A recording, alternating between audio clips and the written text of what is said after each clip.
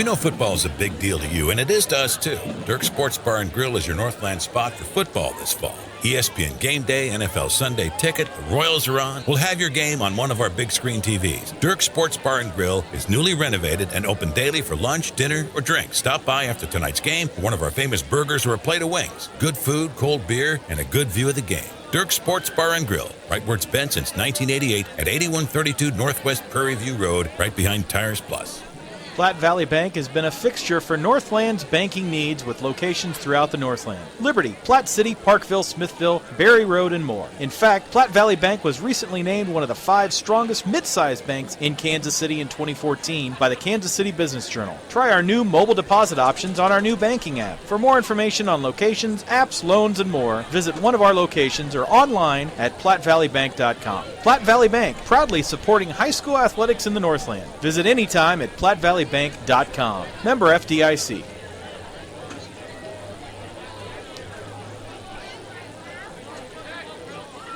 Looking for service for tires and brakes, general repairs and maintenance for your vehicle?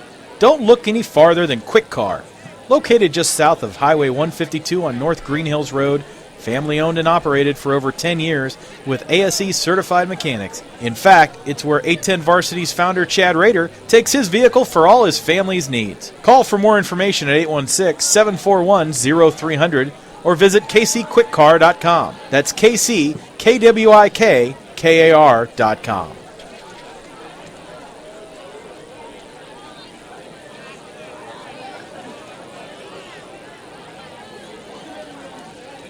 Welcome in, ladies and gentlemen, to another year of 810varsity.com high school football here in the Missouri State High School Athletic Association. We've got Class 5 Lee Summit North taking on Class 6 Lee Summit North taking on Class 5 Park Hill South. My name's Chris Kamler, and I appreciate everybody tuning in today for this first week of action.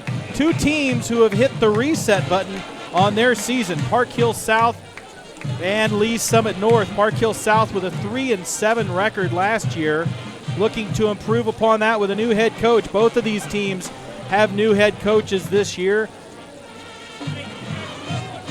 Mike Sharp is the new head coach for Park Hill South. He looks to take over a team that returns only 8 seniors this year. A lot of rebuilding to be done here. And Jamar Mosey, who takes over a Lee Summit program that was 1-9 last year. These 2 teams met in the opening week last season, and Park Hill South eked out a 3-point victory, 16-13. Thanks again for joining us on 810varsity.com, and thanks to all of our sponsors for their support. Park Hill South takes the field. They're fired up. New tradition, new season for them. Like to get out with the old. Now, of course, across the sidelines is a familiar face as Mark Simcox, the former head coach of Park Hill South, is now the offensive coordinator for Lee Summit North. So we've got several plot lines developing so far tonight for us to watch. Our sponsors today are Quick Car, Platte Valley Bank, Berry Family Dentistry, Austin's Motorsports, the Renaissance Festival, and Dirk's Bar and Grill. Thanks to all of our sponsors as the captains head out.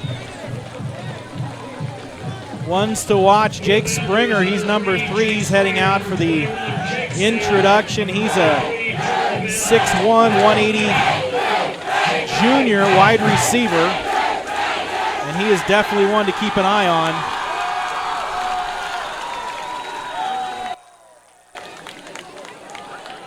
As the crowd is excited for this opening week of high school football, a couple weeks earlier than we're kind of used to. Kansas doesn't start for another 2 weeks. But we're getting ready to get underway here as the toss is forthcoming.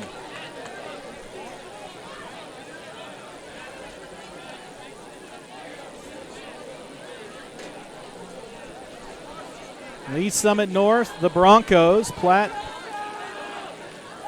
or Park Hill South, the Panthers, here at Preston Field on the campus of Park Hill High School, the Park Hill District Athletic Complex.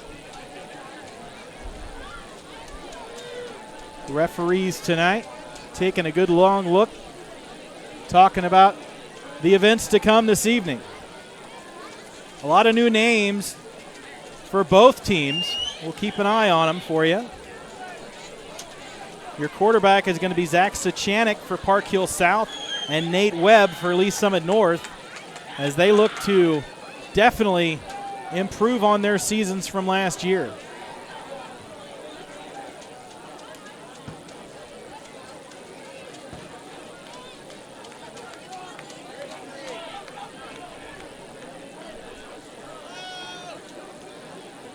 Good crowd on hand tonight. Beautiful weather. It's about 81 degrees. Saw the Blue Angels practicing on the way up here, up I-29 here in the Northland at the corner of Berry Road and I-29, just south of 152 Highway.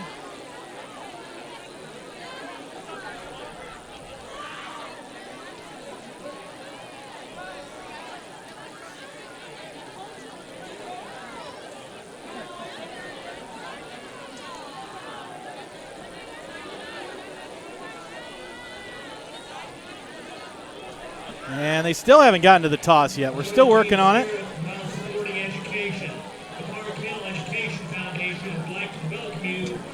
Opening week of high school sports action here on 810varsity.com is again brought to you by Berry Family Dentistry, Austin's Trailer and Motorsports, Platte Valley Bank, Quick Car, the Renaissance Festival, and Dirk's Grill and Bar.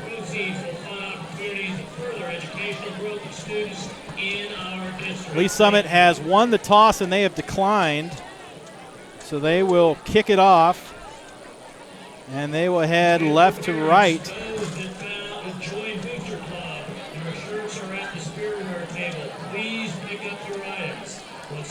And we'll get started here as Park Hill South will kick it off to Lee Summit North here to open up the season.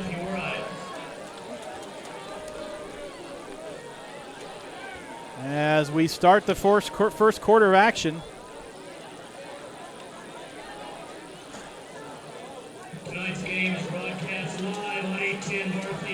Thanks for joining us here inside the stadium as well. If you are inside the stadium, give us a wave. Let us know you're listening on 101.7 FM. We'll have it here in the stadium all season long. Receiving, back to receive, will be Jake Springer. And back to kick, it looks like it'll be number 9, Chandler Ramirez. Nope, here comes the kicker. Brad Bennett is your kicker.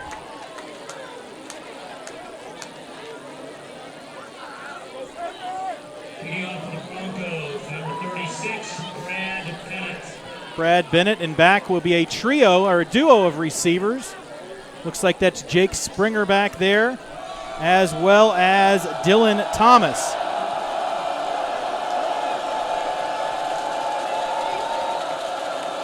So here we go. We're about to get underway here from Park Hill District Athletic Complex, and we are underway in the 2015 high school season. Dylan Thomas with the ball, picks it up at about the 10, and he'll be dropped at the 21-yard line.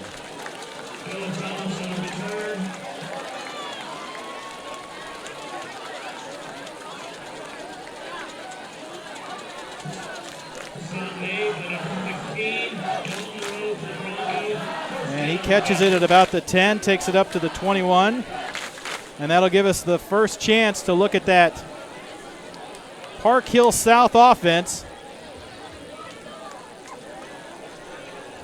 Captained by Zach Sachanik.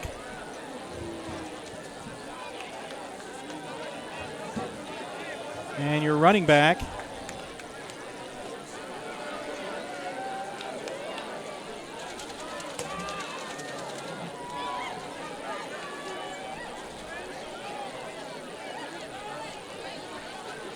looks like Jordan Bell back there. the senior, 5'11", 195-pound senior. Great running back. They're going to have him huddle again. 11:56, 4 seconds into the season. Zachanik.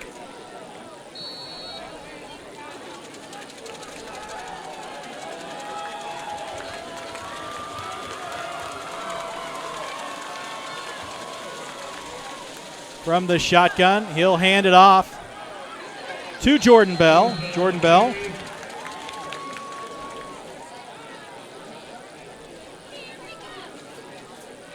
Sunday, the number 43, Graham Hill. 2nd and 7 for the Panthers. 2nd and 7, gain of 3 on the play, and we are underway here from District Athletic Stadium.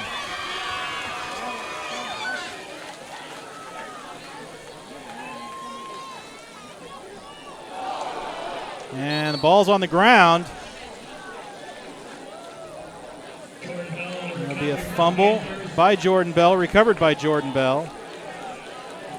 Brings up a 3rd and 8. There'll be a loss of 1 on the play.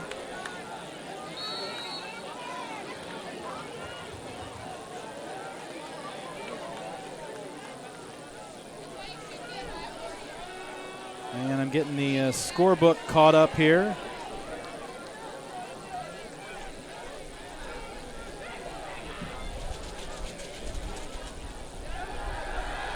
There's a pass out to the near side, and there's going to be a pass interference call.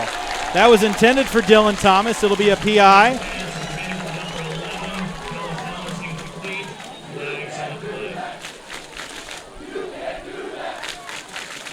And a penalty.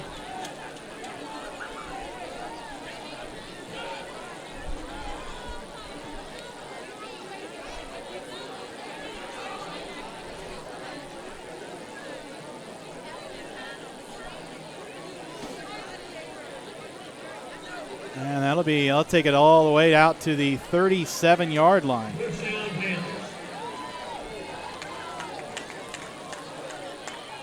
That'll be a first down on the PI call. That'll take it up to the 38-yard line. And a first down. So 1st and 10, 10:41 left to go. It's going to be a handoff inside to Bell.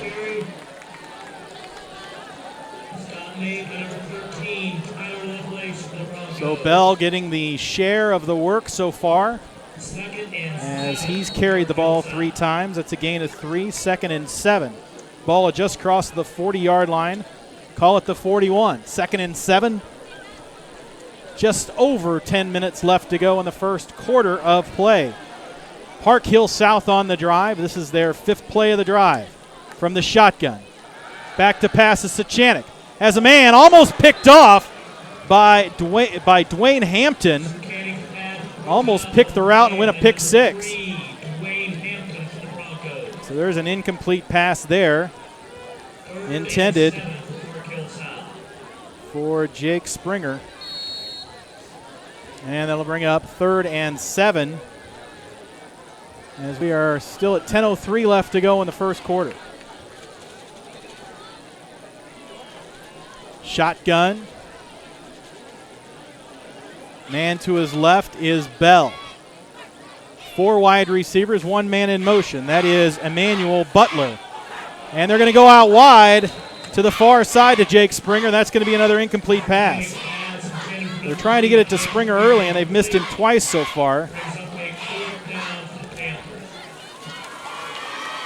And that'll bring up a 4th down. Kicking team will come out. That's going to be 93, Kyle Pitts.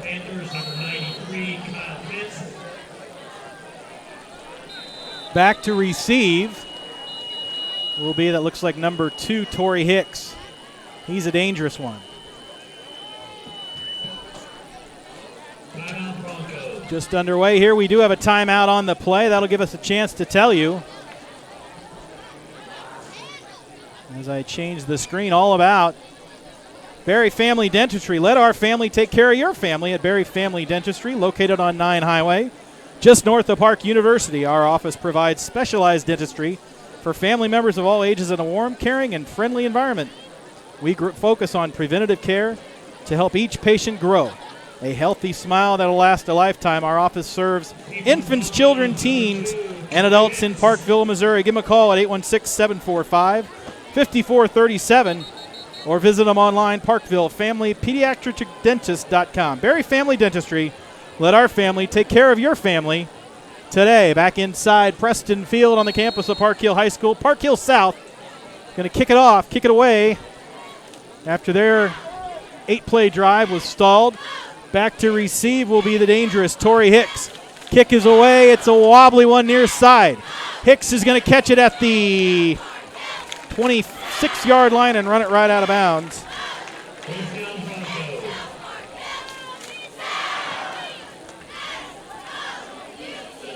To Tori Hicks, and that's where they'll take it over from the 26-yard line. As Tori Hicks. So we get our first chance to peek at the Lee Summit North offense. The man under center is Nate Webb. Webb will hand it off first play up the middle. That should be Chase Swisher.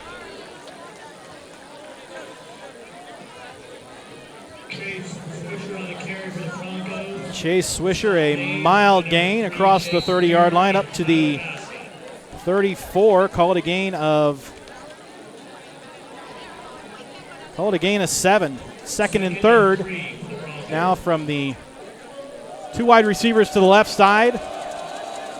And Swisher will get it again. He'll power it forward up to the near the first down yard marker. Just shy though. Bring up a 3rd and short. Jacob Thigpen on the stop. Bring up 3rd and short. 3rd and 1. 9 minutes to go in the first quarter. No score from Preston Field here at Park Hill High School. Park Hill South versus Lee Summit North. The Broncos taking on the Panthers. Now wide receivers to the left and the right. Fullback and a running back behind, Nate Webb. Webb, handoff again. Chase Swisher spins around and he'll get a first down on the 2-yard gain. Horton on the stop, but not before he gets a first down, move the chains. Ball at the 36-yard line, gain of 3 for Chase Swisher. The leading rusher so far in this one. He's got 11 yards.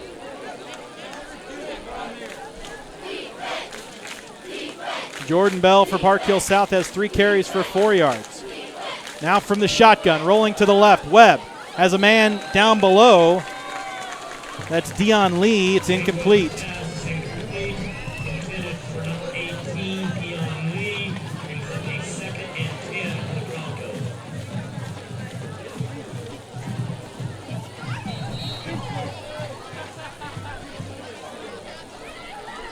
So that'll bring up 2nd and 10, 8:13 left to go in the first quarter. 8-10 varsity coverage of the opening week of high school action here in Missouri. Under center, it's going to be a handoff. Juke step to the left, right up the middle. That's going to be Tori Hicks on the carry, and he'll get it across the 40-yard line. That's Hicks' first run for the day. He gets it up to the 42, just shy of the 42. Call it a gain of 5 for Tori Hicks. Coach Mosey looking to use Hicks and Swisher in tandem so far this year. Running in the play call is Webb. To the line he goes under center. Single man in the backfield. Wide receiver to the left. Wide receiver to the right. Rolling around, he's in trouble. Down goes Webb. Tackle by Jordan Bell on the backside. And that was it. That wasn't even the blind side. And he is down all the way behind the 35. Call it the 33. Loss of 9 on the tackle.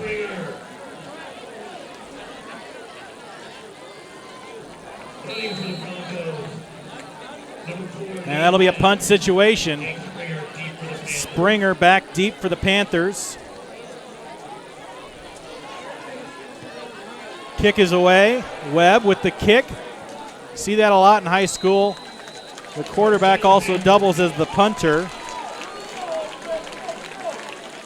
And that kick goes out of bounds. Across midfield, it'll go out of bounds at the 42-yard line. 25-yard kick for Nate Webb, and that'll bring out the second series for Park Hill South. Now with their best field position of the game. Second drive. Their first drive was a 7-yard, 20-yard net series. A lot of folks in the backfield from the shotgun. That's a man in motion. Oh, and he's in trouble. They tried to do a little dipsy-do in the backfield, and he's going to go down. Jake Springer. And that got nowhere. They tried to get a little cute in the backfield, and that's going to be a major loss.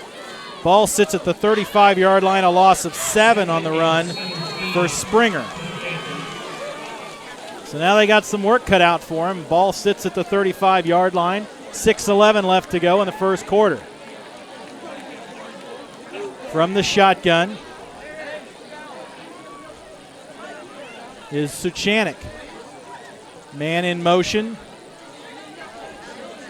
Now looking to pass, and he's got trouble in the backfield. He's going to tuck it and run, and he's going to get about 5 yards. Suchanek running for his life there.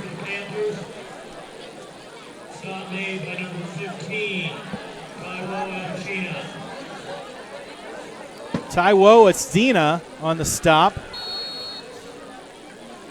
And now it's going to be third and 12 rather. 5:30 left to go in the first quarter. No score here in the Northland.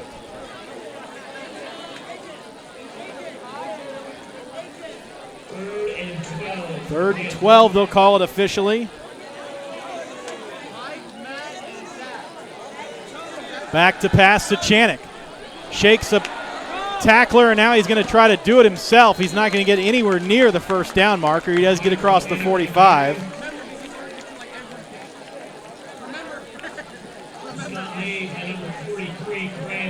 And he gets a gain of about 9, but that'll still be well shy of the first down marker, and it'll bring out the kicking team once again. Kyle Pitts back to kick.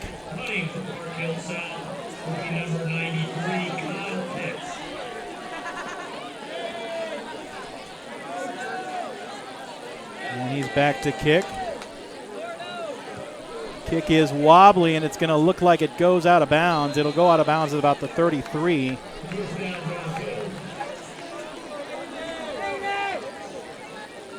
And it'll be first down on the kick.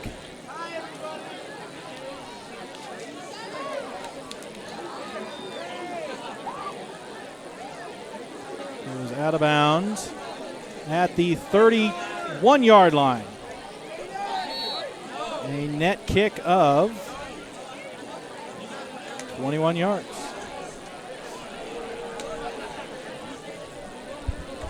Keep it a little higher because I've got stuff over across the top. And we'll take another timeout. That'll give us a chance to tell you about Austin Trailers and Motorsports. Fans, Polaris ATVs, and Rangers Victory Motorcycles. Ride one and you will own one at Austin's. Plus trailers of all sizes. Austin's Trailers and Motorsports, located on 7 Highway between Basehor and Lansing, or on East 40 Highway in Independence. That's Austin's KC anytime. Austin'sKC.com. Platte Valley Bank has been a fixture for Northland's banking needs with locations throughout the Northland. Liberty, Platte City, Parkville, Smithville, Berry Road, and more. In fact, Platte Valley Bank was recently named one of the 5 strongest mid-sized banks in Kansas City in 2014 by the Kansas City Business Journal. Try our new mobile deposit options on our new banking app. For more information on locations, apps, loans, and more, visit one of our locations or online at PlatteValleyBank.com. Platte Valley Bank, proudly supporting high school athletics in the Northland. Visit anytime at PlatteValleyBank.com. Member FDIC. Back inside Preston Field here at Park Hill High School, Park Hill School District. Second series for the Broncos, and that'll be a handoff by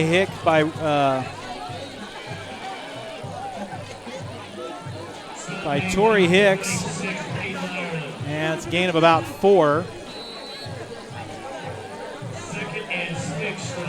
That'll be 2nd and 6 on the play. Their last drive was 6 plays, and it only went 7 yards. Resulted in a punt. We've got an injured Panther on the field. He'll be helped off. Both teams sporting new head coaches. Jamar Mosey for the Broncos, Mike Sharp for the Panthers. Both teams coming off fairly dismal seasons, 1-9 for the Broncos and 3-7 for the Panthers.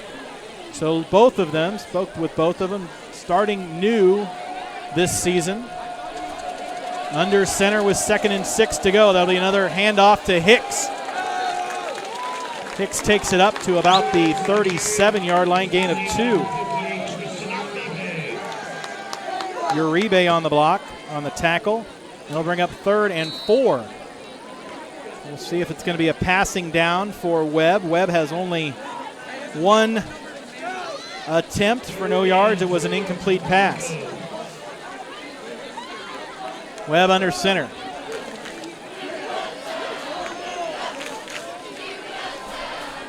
Three wide receivers to the left. It's going to be handoff on the inside. That is Chase Swisher. And that's a first down for Chase Swisher. Gain of 6 on the play. Move the sticks. 3:17 left to go in the first quarter of play. Both teams yet to cross midfield. Webb, the 6'2", 205-pound senior, goes under center. Swisher in the backfield. It's going to be a near side pass, complete to Cameron Hairston, and that's near the first down yard marker. It's going to be a gain of about 9.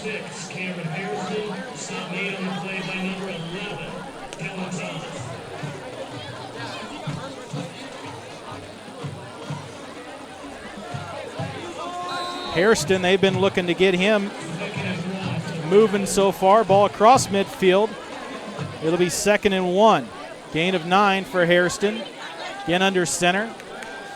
It's going to be a handoff right up the middle over to the right side. Now he's got a little bit of room to run. There goes Swisher. A first down and way more as he crosses the 40-yard line. Using both running backs, Hicks and Swisher, almost interchangeably to see who can bust one off. It's going to be a gain of 11 on the play. Swisher has 28 yards on 5 carries. Ball sits at the 37-yard line, first down. 2:05 left to go in the first quarter. Swisher stays in at running back. Wide receivers to the left and the right. Single man backfield, almost tripping coming out of the huddle. And Swisher gets it again, and he'll get wrapped up in the middle. Short gain for Chase Swisher. He does cross the 35. He got a little bit more than I thought he did. That's a gain of 5 for Swisher. So it'll be 2nd and 5. 90 seconds left to go in the first quarter. 2nd and 5 for the Broncos.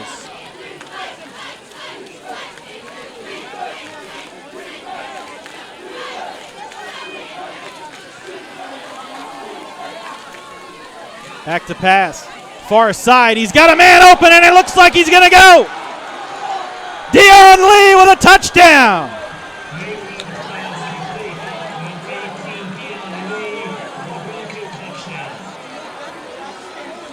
Dion Lee goes all the way. 38-yard touchdown by Dion Lee.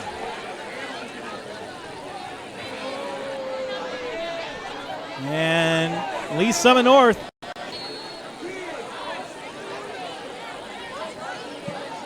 and back to kick. Go for the PAT. That's going to be number 36.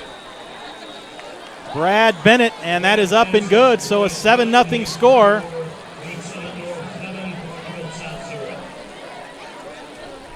As the Broncos open up a 7-0 lead over the Panthers on the 38-yard touchdown.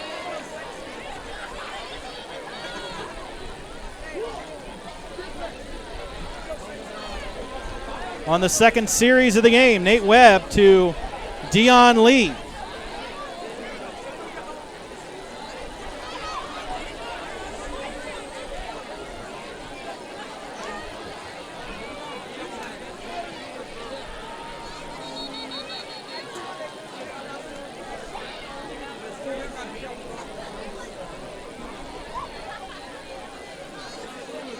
So we'll get a third drive now out of the Panthers, now trailing 7-0, 1:08 left to go in the first quarter.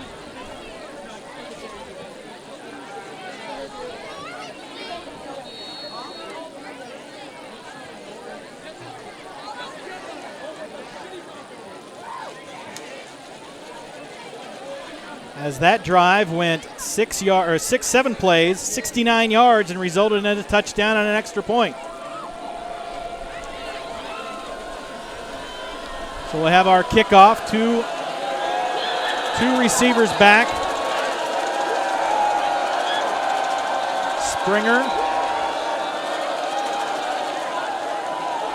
Springer and Thomas back to receive. We've got some sort of a stoppage in play. Looks like the special teams coach will come out and huddle up the special teams. Not sure what that's all about, but we'll take a quick timeout as we sort it out. Looking for service for tires and brakes, general repairs and maintenance for your vehicle? Don't look any farther than Quick Car. Located just south of Highway 152 on North Green Hills Road, family owned and operated for over 10 years with ASE certified mechanics. In fact, it's where 810 Varsity's founder Chad Rader takes his vehicle for all his family's needs. Call for more information at 816-741-0300 or visit kcquickcar.com. That's KCKWIKKAR.com.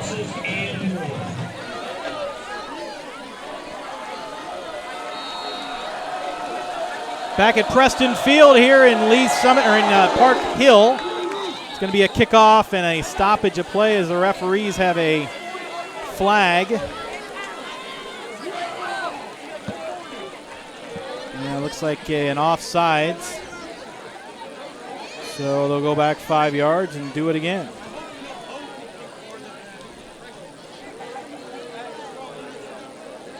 Ball will be moved back to the 35. And that is where Brad Bennett will kick it off again. Now 5 yards closer. We'll have to keep an eye on what's going on there.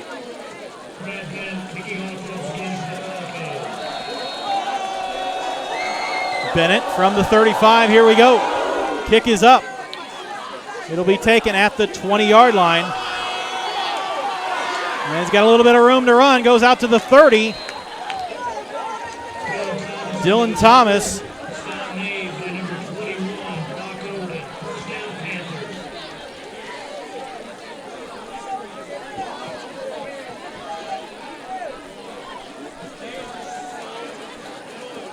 So Thomas takes it up to the 30.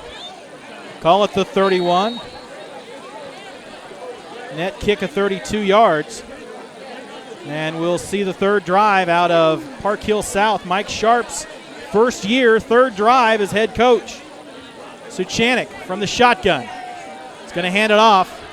That's going to go to Jake Springer. He's going to move it up the middle. Short. Jordan Bell, rather, on the carry. And not much of a gain of about 2. On the day, Bell, 4 carries for only 6 yards. Suchanek has 4 carries, only 1 yard. So they haven't been able to get the running game going. Coach Sharp, when I talked to him earlier in the week, said they would like to be a downhill running team, but they will air it out if that's not working. And they do look like they come out to a passing set. 2 wide receivers to the right, 1 to the left. 2 running backs in the backfield from the shotgun. Suchanek. And it looks like it's going to be a delay of game perhaps as the Play clock hit 0. It will be a delay of game. And that's not the penalty you want. So that'll move it back 5 yards. They'll go back to the 28-yard line. Lee Summit North for 4 first downs. Park Hill's only got 1 first down in this ball game. 2nd and 13. 3 wide receivers, 2 to the left, 1 to the right. Fake the handoff, rolling out right is Suchanik's got a man across the middle, and it's going to be broken up. And that's going to be Jaquan Monroe, the junior defensive back. And there is a flag. So we'll see. It's in the backfield, probably holding. No, maybe not. They're asking the offense what they want to do. So we'll see what the play is, because that was a great incomplete pass.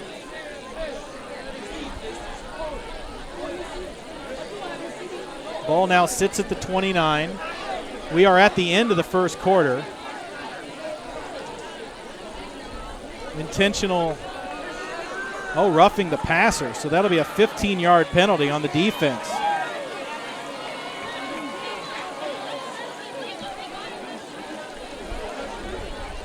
A huge penalty. That's the end of the quarter.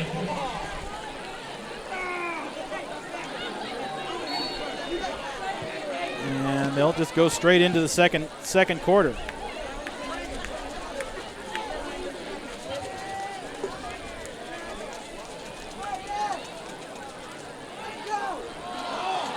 And a misconnected fumble on the handoff, and they're going to call it down.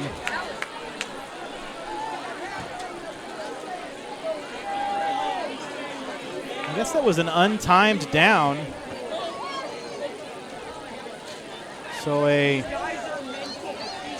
they'll call it an incomplete pass. And now they still haven't flipped sides. They'll call it 2nd and 11, as that's a loss of 1 on the play. And that is where we will take our quarter break. We'll be right back after the first 12 minutes of play. Park Hill 0, Lee Summit North. Park Hill South 0, Lee Summit North 7. We'll be right back with the second quarter here on 810varsity.com. We know football is a big deal to you, and it is to us too.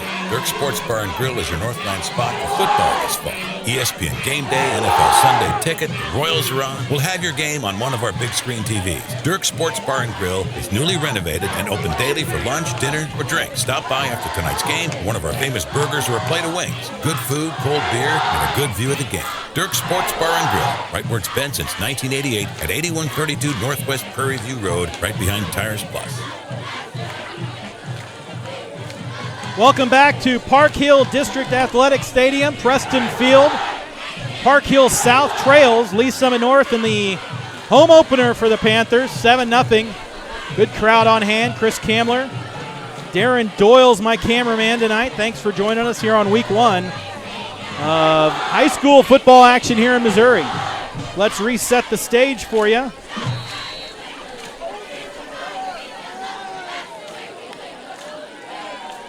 Ball's going to be at the 44. Park Hill South trails 7-0. It's going to be a 2nd and 11 after a fumble by Zuchanik. And he's going to put the man in motion. That is Springer. He's going to trail out, try to find Springer across the middle, and he gets destroyed. Alfonso Rand does pick up the reception, and man, he paid for it as he got absolutely clocked. Rand gets it across midfield, gain of 7. That's their largest game of the season. Of the game, obviously. So it'll be 3rd and 3, 11:33 left to go in the second quarter of action. Trailing 7-0. Park Hill South on the move now across midfield. First time they've been across midfield today. Now from the shotgun, Suchanik. Man in motion. He's going to hand it off inside, near the sticks.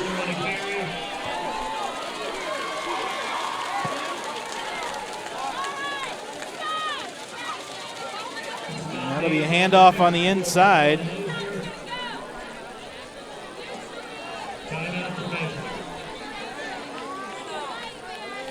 think they're going to take a quick timeout. We'll stay here.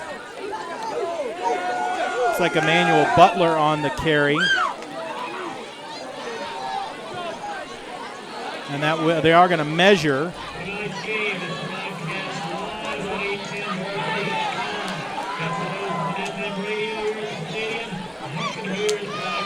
And they'll say it's very, very short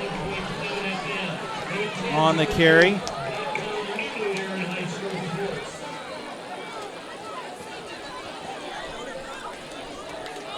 So Butler with a 2-yard gain, shy of the first down. It'll bring up 4th and 1. They'll leave the offense on the field. 11:13 left to go as they had that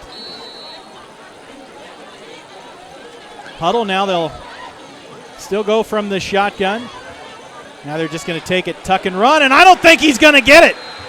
He's going to be stuffed. Zuchanik is going to be stuffed by the D-line of the Broncos, and it's going to be a turnover on downs.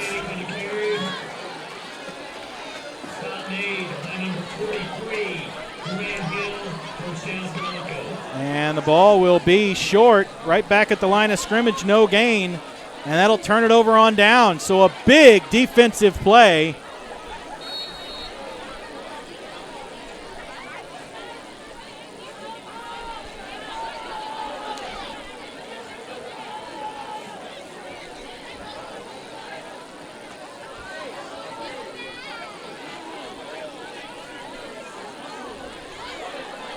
And just at the 47, just near the midfield stripe, it's going to be a handoff up the middle of the left side. Look at him go. It's going to be a fumble, though. Fumble and recovered by the Panthers. Torrey Hicks fumbled at about the 40-yard line. And it's going to be Panther football.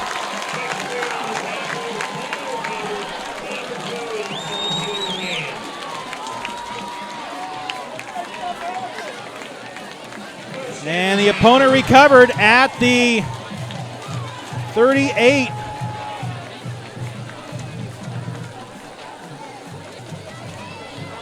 And it'll be a turnover. 1st and 10 at the 31-yard line as a huge turnover there.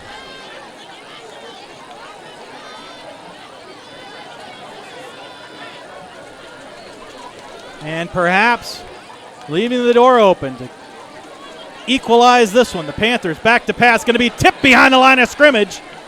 That's tipped by number 5, Sterling Swopes, who got back there for the incomplete pass.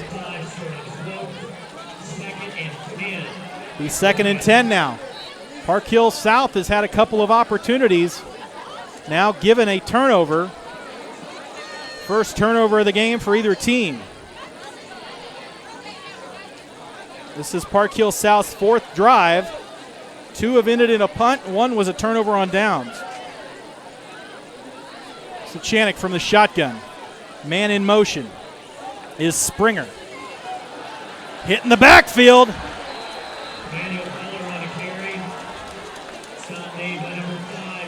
Butler taken down behind the line of scrimmage. Emmanuel Butler, 2 carries so far, and that's going to go all the way back to the 26-yard line. Butler on the day, 2 carries, -3 yards. 3rd and a mile, 3rd and 16 from the 26. Back to pass, Zuchanik now moving around for his life. Big play out top, and he overthrows his man. He had Jake Springer wide open. There wasn't anybody within Barry Road of that man, and he overthrew him. Boy, oh boy, what could have been on that play as he had Springer just absolutely wide open. Missed him, overthrew him at about the opponent's 30-yard line, so it'll bring up 4th and 15. Kick on the way. Kyle Pitts will have to punt it away. Back to receive, standing at the 40-yard line. Torrey Hicks will stand at the 40, and here comes a kick on the way. High snap. Kick underway. Hicks streaming to the near side, and he'll let it go out of bounds at the 37-yard line. First down, Broncos. Does get across midfield, and he'll be down at the 36-yard line, a 38-yard line rather, 36-yard punt by Kyle Pitts. Now we'll see the fifth drive of the Broncos as they look to extend their 7-0 lead. Second quarter action. 810varsity.com. Thanks for joining us today.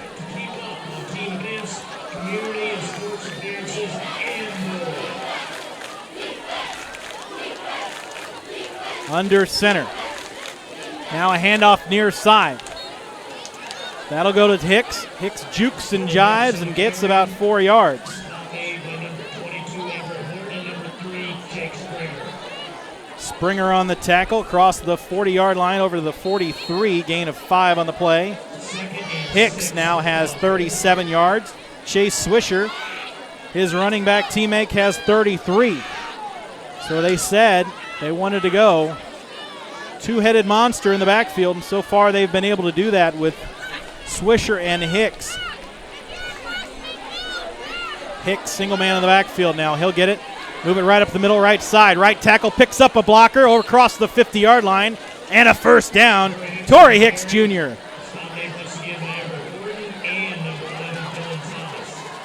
Right at the 49 of Park Hill South. Gain of 8 on that play. And now Hicks is starting to stretch out his legs. He's got 45 on 6 carries. Only scoring so far was a 32-yard touchdown pass, Nate Webb to Dion Lee, to cap off the first quarter of action. 8:34 left to go in the first half here.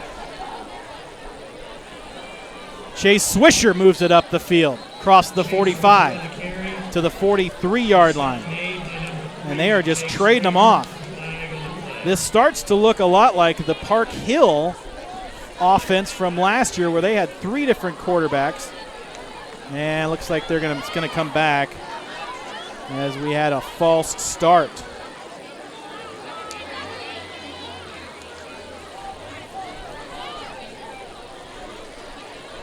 So that'll move back 5 yards, negate the gain, and we'll restart 1st and 15. Ball will be at the 46-yard line.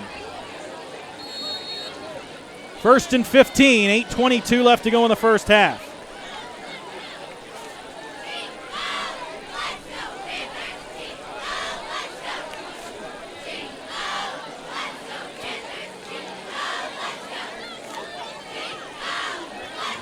Now moving out to pass on the left side. He's got a man open.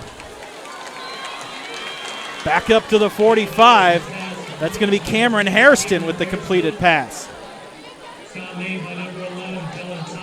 That's Hairston's second reception across the 50, up to the 46, gain of 8 on that pass.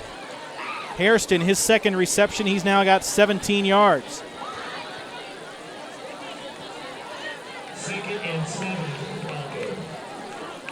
2nd and 7 for the Broncos after the false start. Under center, 2 wide receivers to the right, single man on the backfield. Chase Swisher pounds right up the middle, and he's going to get a first down on a gain of 6. Swisher and Hicks are absolutely tearing down this defensive line of Park Hill South, and they are really wearing them down with 7:19 left to go in the first half. They've been trading running backs in and out. Hicks and Swisher, Swisher and Hicks. Both have about 45 yards. Hicks has 6 carries for 45 yards. Swisher has 7 carries for 42 yards. So they are using them absolutely interchangeably. Swisher right up the middle. It's going to be a flag. We'll see what that flag is all about. If it stands, it's a gain of about 6. Does not look like it's going to stand, however. Ball sits at the 33-yard line. Holding on the offense. That'll come back.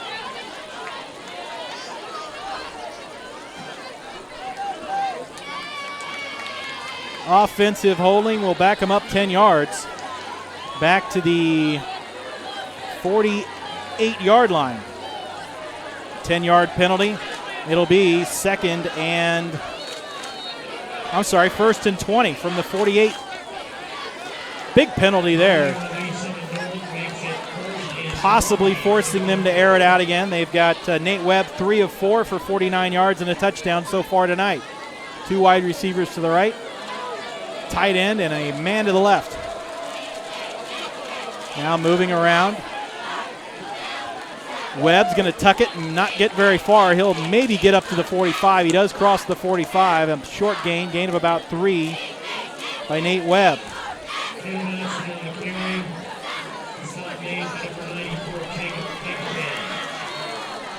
Gain of 3 for Webb. That's his first carry of the day. He's got 3 yards.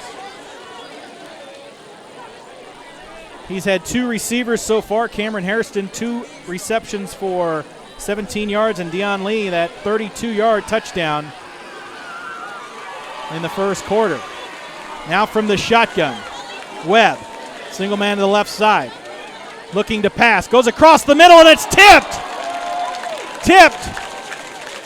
Looks like that was Everett Horton with the nice tip down the middle, an incomplete pass.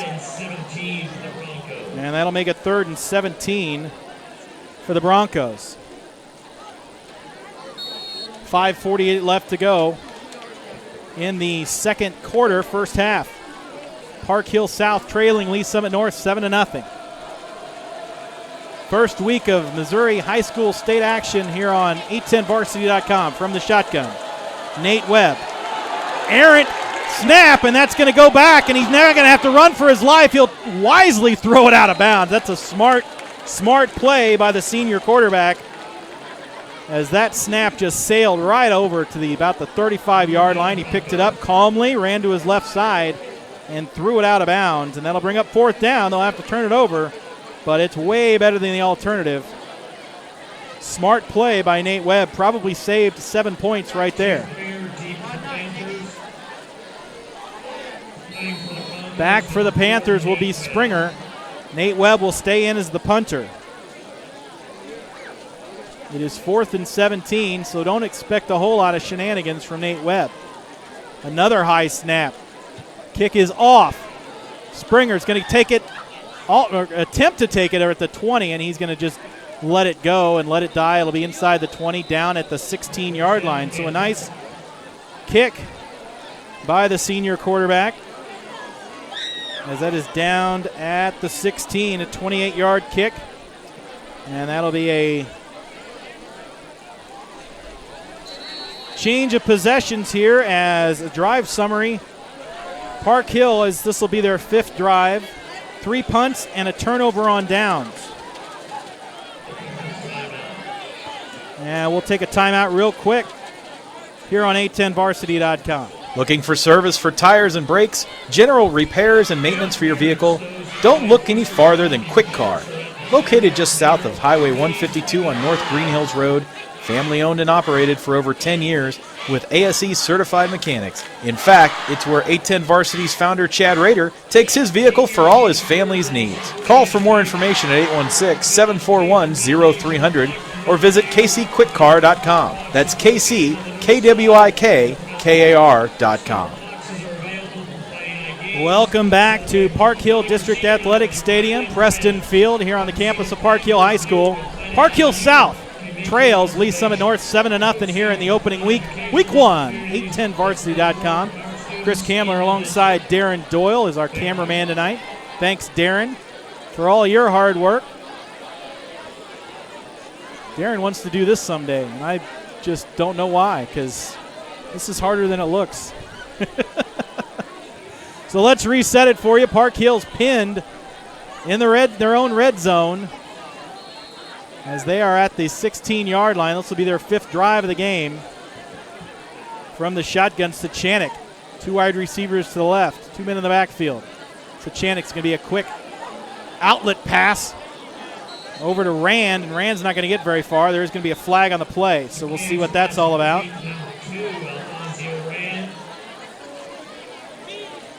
Initial call. And they actually lost a yard.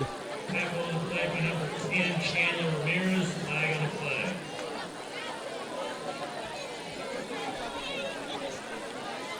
Park Hill South looks like they may have to eat it, and they're actually walking backwards. So they'll put the flag at the 23. Holding on the offense, so that'll bring it back.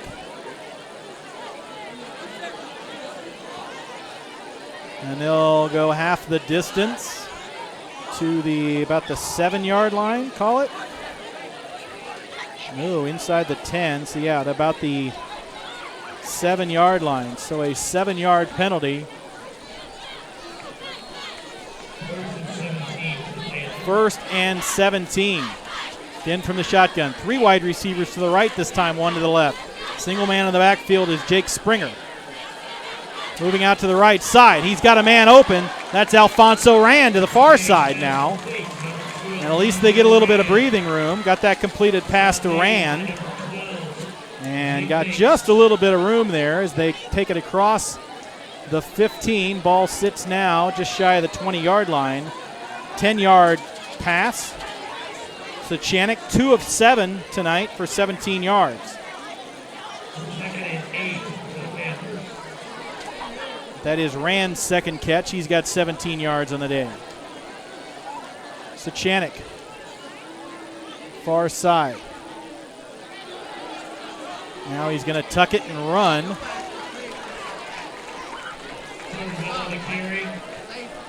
Shot made by number 15, Miles Craddock to the Broncos.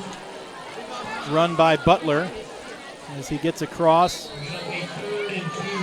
Bring up 3rd and 2, 3rd and short, so a 7-yard run for Butler.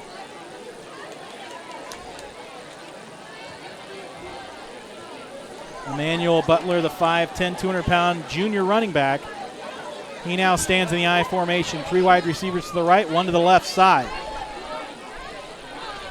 Hand off to Butler. Butler moves to the right side. He's got a first down across the 30, 32-yard line.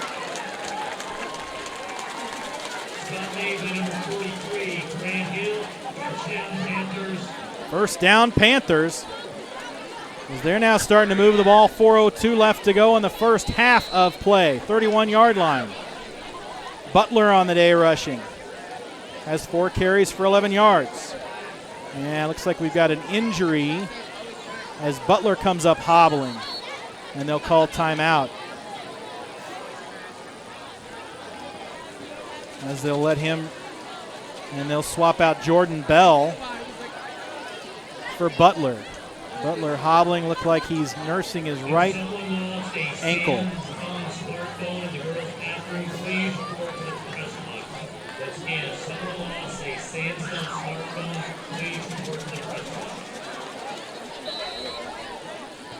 Back in play now in the I formation. Now that's Jordan Bell standing behind the shotgun formation of Zach Chanik.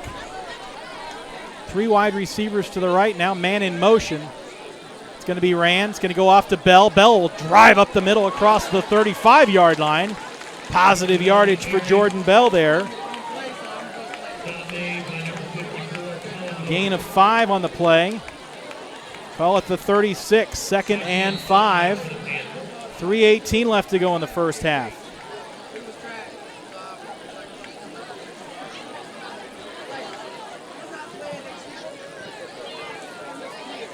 Same formation now. 2 wide receivers to the left, 2 to the right. I formation. Man in motion there is Springer. Springer now assumes a tight end formation. It's going to be a handoff to Bell. Bell takes it right up the middle. He's got a little bit of room to run across to the first down marker and up near the 45. He'll be down at the 44 as Jordan Bell gets the first down. Gain of 8 on the play. Bell has the last 2 carries. He's now got 19 yards, 6 carries on the day. He struggled in the first quarter.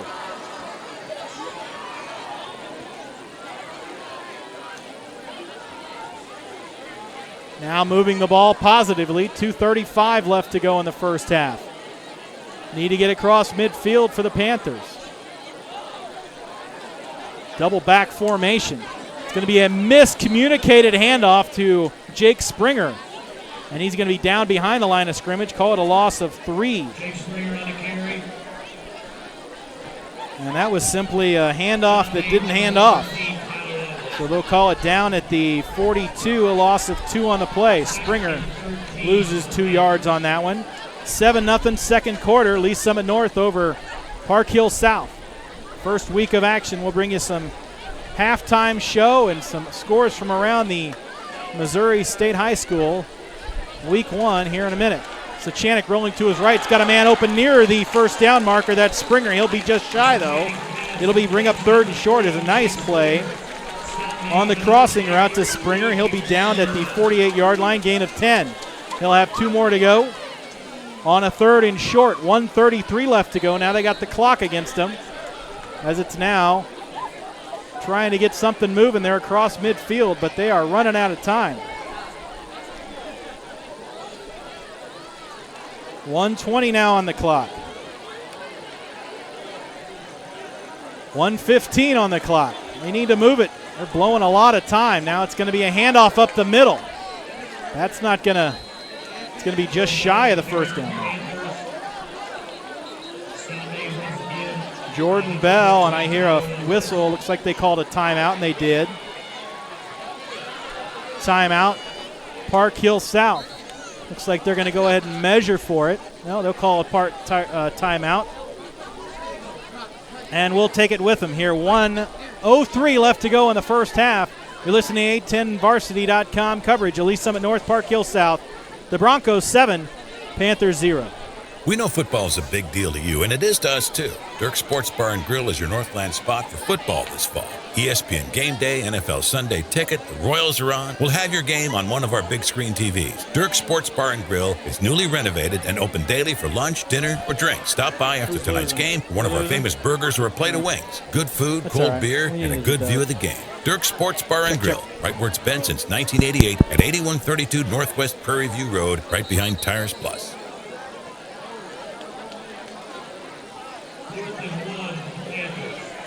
Back inside Park Hill South. 1:03 left to go in the half. 1 timeout remaining, or 2 timeout remains for the Panthers. As Sachanik has a man in motion. That's Springer in motion. Now it's going to be a flag on the play. Looks like there's going to be an offsides. And that'll move them back 5 yards. Not the direction they wanted to go with 1:03 left to go in the half.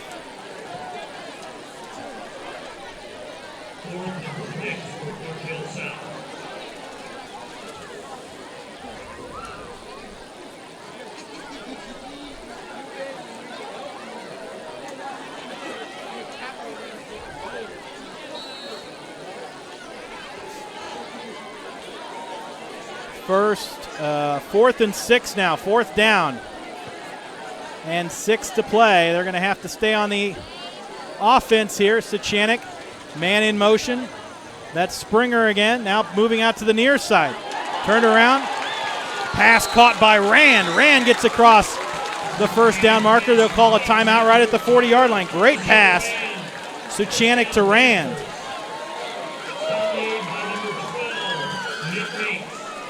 Ball down at the 41, gain of 13. The best pass so far, 57 seconds left to go. They will not call a timeout, and they'll just go for it. First down now, 1st and 10. Sachanik from the shotgun. Rolling out to the right side, airing it out to the corner. He's got a man open in the corner. Complete. Alfonso Rand.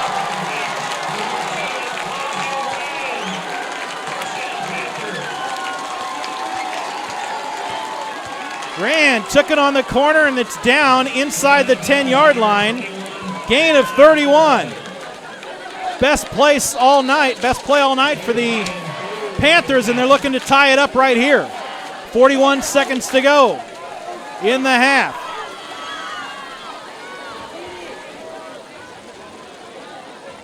From the shotgun. Looking to pass, now looking left side. Now he'll just tuck it and run. Will he get it? He'll be down at the 5.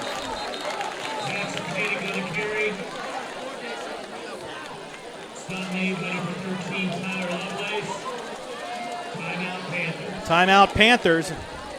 And we'll keep it right here as the 5-yard run gets them to the 5. That was set up by a Panther fans, visit the PHS Southside Girls Table. Panther Pride, tattoos. You get one. that was set up by a 30 or a 34-yard, 31-yard PHS dance completion. girls to keep up on team events, community and sports appearances, and more.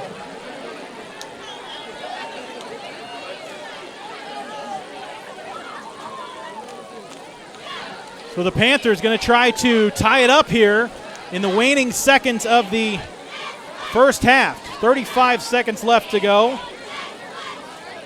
on the TO. They have one timeout remaining. 7-0 they trail, looking to tie it up here.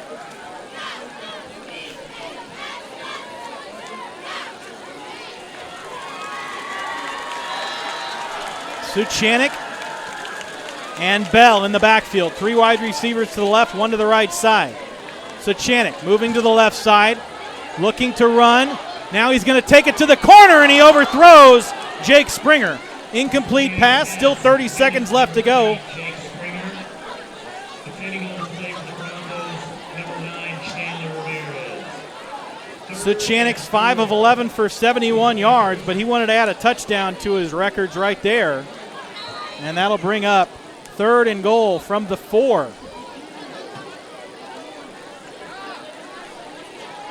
.30 seconds left to go in the half. 16 seconds on the play clock.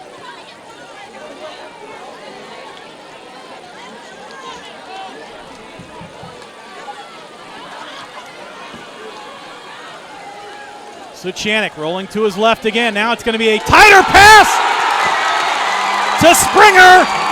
Touchdown, Jake Springer. Jake Springer on the 5-yard catch and run, as that was just a dart from Suchanik.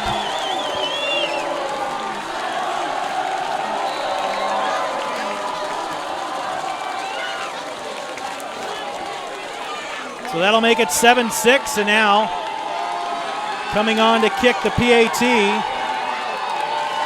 is Stefan Personelli. Personelli is up, and it's good. It's a tie ball game.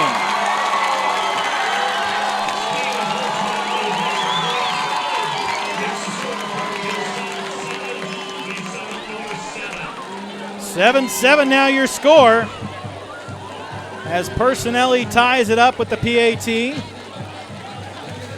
And we got a ball game here in the Northland. 7-7 with 25 seconds left to play on the made kick. Waning seconds of the first half. Now we'll see if the Broncos can do something spectacular in the final seconds. We'll have halftime. We'll have the halftime show and some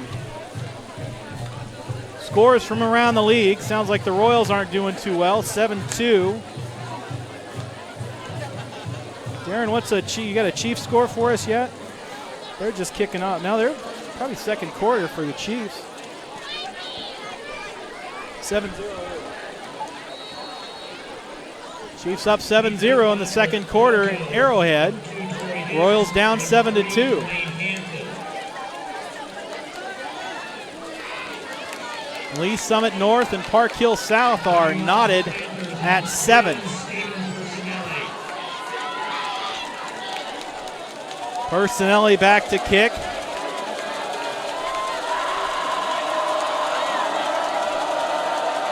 There's that crowd. And we're going to have a zebra conference as there is too many men on the field? What do we got? 6, 7, 8, 9, 10, 11. No, maybe he's just dropping flags. I don't know. We're going to move it back 5 yards. I don't know what that was all about, but we'll call it an unknown 5-yard penalty. We'll back it up 5 yards. Personelli will kick it off from the 35. 25 seconds left to go. In the first half, we're tied at 7. Kick is up and away. It's going to be taken at the 5, up to the 20 now. Across the 20 now, moving near side. Still on his feet. Dwayne Hampton. Good kick and recovery there.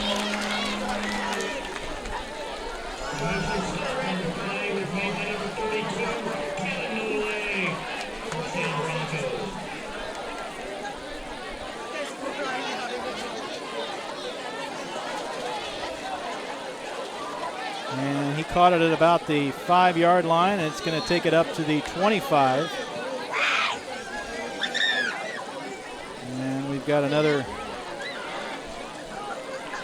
12 seconds left to go as the Broncos look to shock the house here with 12 seconds. Moving to his left side. Pass is complete. Caleb Aston in at quarterback.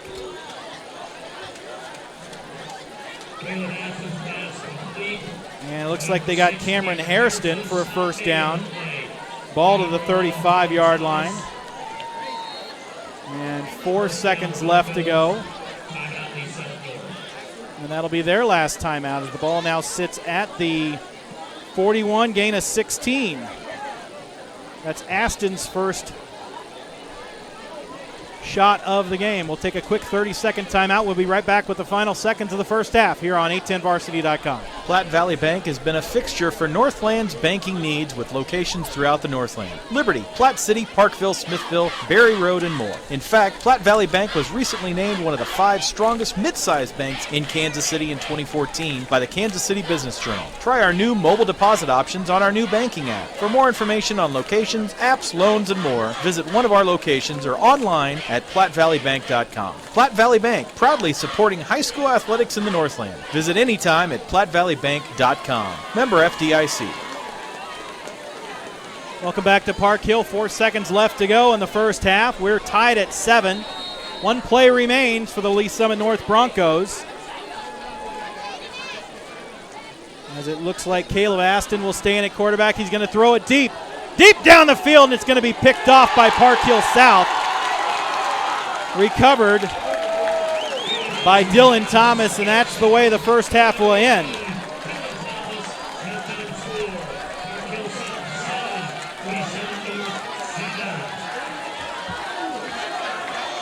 And your halftime score will be Park Hill South 7, Lee Summit North 7. We'll be right back with first half statistics and more here on 810varsity.com. We know football's a big deal to you, and it is to us too. Dirk Sports Bar and Grill is your Northland spot for football this fall. ESPN Game Day, NFL Sunday Ticket, the Royals are on. We'll have your game on one of our big screen TVs. Dirk Sports Bar and Grill is newly renovated and open daily for lunch, dinner, or drinks. Stop by after tonight's game for one of our famous burgers or a plate of wings. Good food, cold beer, and a good view of the game. Dirk Sports Bar and Grill, right where it's been since 1988 at 8132 Northwest Prairie View Road, right behind Tires Plus.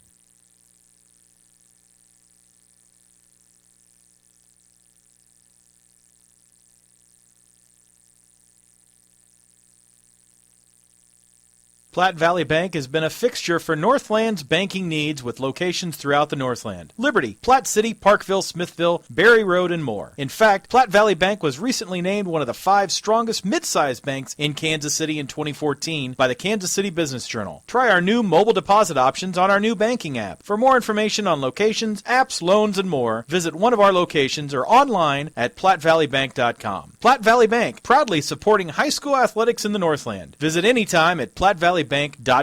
Member FDIC. Looking for service for tires and brakes, general repairs and maintenance for your vehicle? Don't look any farther than Quick Car.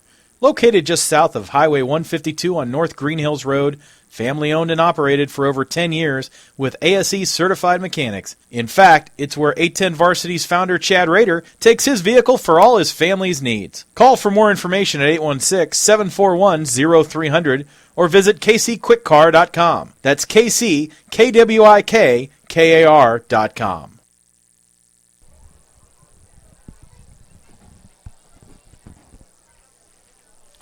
Let our family take care of your family at Berry Family Dentistry, located on Highway 9 just north of Park University. Our office provides specialized dentistry for family members of all ages in a warm, caring, and friendly environment. We focus on preventative care to help each patient grow a healthy smile that will last a lifetime. Our office serves infants, children, teens, and adults in Parkville, Missouri. Call today to make an appointment, 816-745-5437. That's 816-745-5437.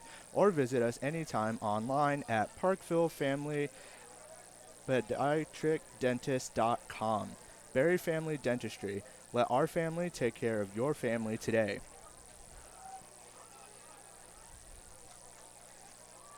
Austin Motors, Polaris ATVs and Rangers, Victory Motorcycles, ride one and you will own one at Austin's, plus trailers of all sizes.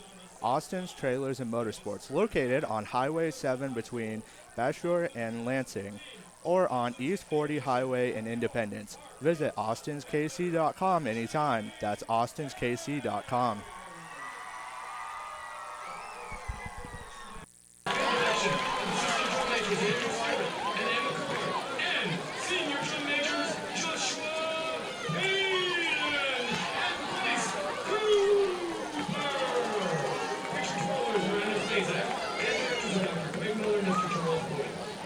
And Director of Professionals, Howard Dugan.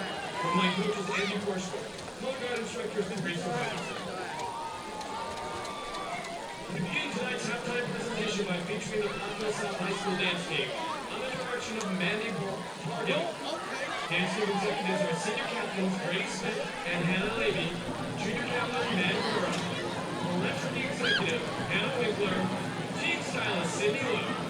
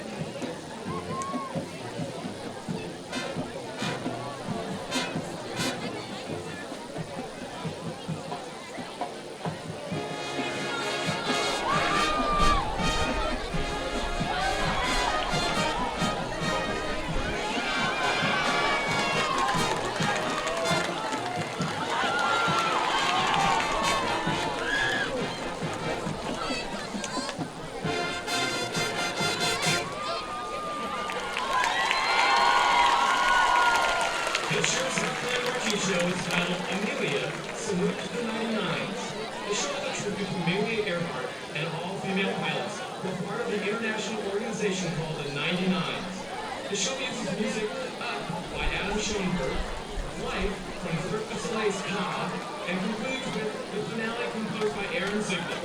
The music is an arranged score by composer William Pitts, and the visual design is by Kevin Nix.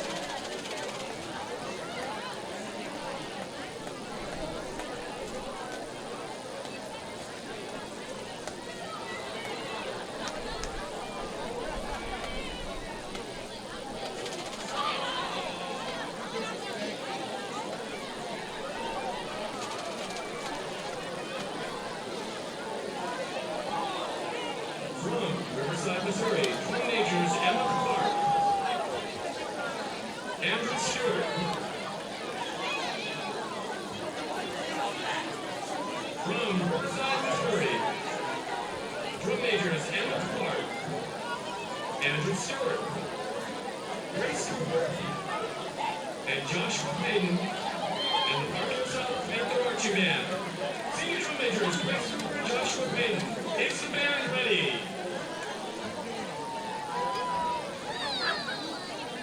South High School, you may take the field for your halftime performance.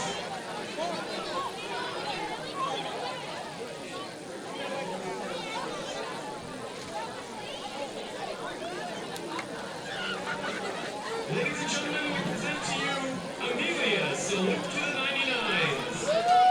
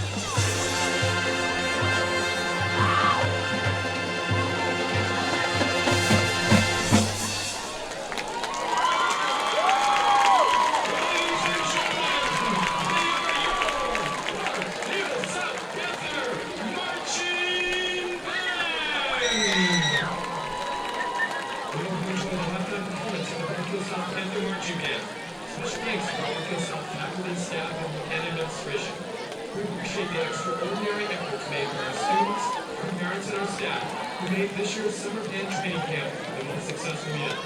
Special thanks to Lisa Ermacher and their instrument music president for helping organize our parent volunteers, and to Christy Peter for the countless number of hours she spends with the bookkeeping of our Parents Booster Club.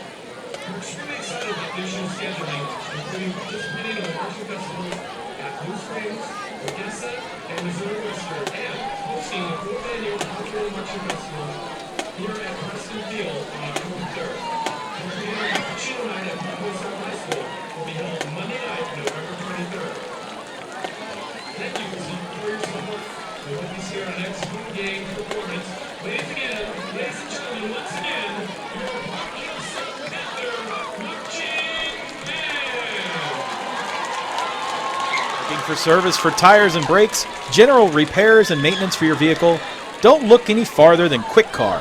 Located just south of Highway 152 on North Green Hills Road, family owned and operated for over 10 years with ASE certified mechanics. In fact, it's where 810 Varsity's founder Chad Rader takes his vehicle for all his family's needs. Call for more information at 816-741-0300 or visit kcquickcar.com. That's kckwikar.com. Platte Valley Bank has been a fixture for Northland's banking needs with locations throughout the Northland. Liberty, Platte City, Parkville, Smithville, Berry Road, and more. In fact, Platte Valley Bank was recently named one of the 5 strongest mid-sized banks in Kansas City in 2014 by the Kansas City Business Journal. Try our new mobile deposit options on our new banking app. For more information on locations, apps, loans, and more, visit one of our locations or online at plattevalleybank.com. Platte Valley Bank, proudly supporting high school athletics in the Northland. Visit anytime at plattevalleybank.com. Member FDIC. Polaris ATVs and Rangers, Victory Motorcycles. Ride one and you will own one at Austin's. Plus trailers of all sizes. Austin's Trailers and Motorsports, located on 7 Highway between Baser and Lansing, or on East 40 Highway in Independence. Visit austinskc.com anytime. That's austinskc.com. We know football is a big deal to you, and it is to us, too. Dirk Sports Bar and Grill is your Northland spot for football this fall. ESPN Game Day, NFL Sunday Ticket, the Royals are on. We'll have your game on one of our big screen TVs. Dirk Sports Bar and Grill is newly renovated and open daily for lunch, dinner, or drinks. Stop by after tonight's game for one of our famous burgers or a plate of wings. Good food, cold beer, and a good view of the game. Dirk Sports Bar and Grill, right where it's been since 1988 at 8132 Northwest Prairie View Road, right behind Tires Plus. Let our family take care of your family at Berry Family Dentistry, located on 9 Highway, just north of Park University. Our office provides specialized dentistry for family members of all ages in a warm, caring, and friendly environment. We focus on preventative care to help each patient grow a healthy smile that will last a lifetime. Our office serves infants, children, teens, and adults in Parkville, Missouri. Call today and make an appointment. That's 816-745-5437, or visit us online, ParkvilleFamilyPediatricDentist.com. That's 816-745-5437. Berry Family Dentistry. Let our family take care of your family today. Welcome back in. Your halftime score here, Park Hill South and Lee Summit North, 7-7 here on 810varsity.com. Opening week of high school action. Let's recap the scoring for you, and it's been a good one so far. In the first quarter, a 38-yard touchdown pass from Nate Webb, the starting quarterback, to number 18, Dion Lee. That capped the scoring for Lee Summit North. And then in the final seconds of the second half, or the first half, Park Hill South countered with a score featuring a 31-yard pass from Zach Suchanik to number 2, Alfonso Rand. And then the scoring play was a Suchanik to Springer, Jake Springer, number 3, a 5-yard effort to tie it. Both teams tonight are featuring first-year head coaches, and they have settled absolutely nothing after the first 24 minutes. We've got about 30 seconds left to go. Passing leader so far for Lee Summit North, Nate Webb, 3 of 6 for 49 yards. For Park Hill South, Zach Suchanik's got 6 for 12 for 76 yards. Both quarterbacks have thrown a touchdown. Your rushing leader on the day is on the Lee Summit North side of the ledger. Torrey Hicks has 6 carries for 45. He's followed closely by Chase Swisher, who has 7 carries for 42 yards. The leading rusher for Park Hill South is Jordan Bell, number 33. He's got 7 carries for 20 yards. Lee Summit North favoring the run so far. Park Hill South tried to start out with the run and then quickly moved to the pass in that second half, and that did get some stuff going for him. Your leading receiver, Cameron Hairston and Dion Lee. Hairston's got 3 carries for 33 yards. Dion Lee's got 1 carry for 32 yards and a touchdown for Lee Summit North. Park Hill South, Alfonso Rand has 4 carries for 61 yards, and Jake Springer's got 2 carries for 15 yards and a touchdown. About ready to start the third quarter of action here from Preston Field here in beautiful Kansas City North. 7-7 your score when we kick it off. Lee Summit North won the toss but deferred, so they will get the ball to start the second half.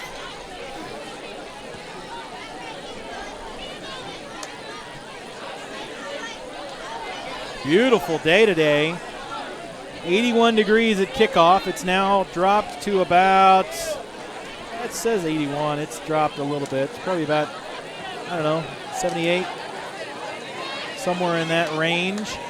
So kicking off will be Park Hill South, Stefan Personelli, the sophomore kicker, 6'1", 155. He'll be kicking off to number 2 and number 3, and they have been dynamic all night. Torrey Hicks, who's number 2, and then number 3 is going to be Dwayne Hampton. Just about ready to start the second half of action from Preston Field here in the Northland. A10 Varsity's coverage of Week 1 action here. Thanks for joining us. If you're here in the stadium, you can listen along on 101.7 FM. If you are out in the internet, you can pick us up on our YouTube channel or just go over to a10varsity.com. It's your leader for high school sports in the Northland. Thanks to our sponsors tonight, Dirk's Bar and Grill, Platte Valley Bank, Quick Car, Austin Trailers and Motorsports, and Barry Family Dentistry. Thank you so much for your support of our broadcast and your support of high school athletics. The band's starting to play. That must mean we are seconds away from the second half action here in Kansas City. The campus of Park Hill High School, Park Hill District Athletic Stadium, Preston Field, in memory of Ray Shorty Preston. Personelli waiting for the final halftime seconds to tick off. We wouldn't want to start early. That's against the rules as the Zebras congregate at midfield. Have one final discussion before we get the second half underway. We are tied at 7. 7-7 Park Hill South, the Panthers against Lee Summit North, the Broncos.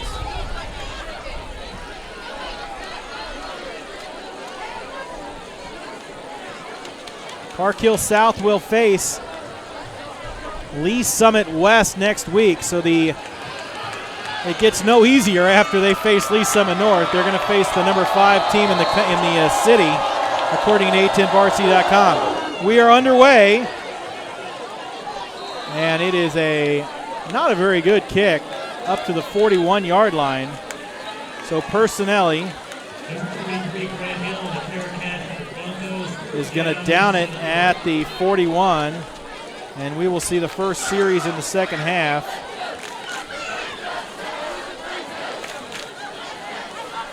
By the Broncos. Broncos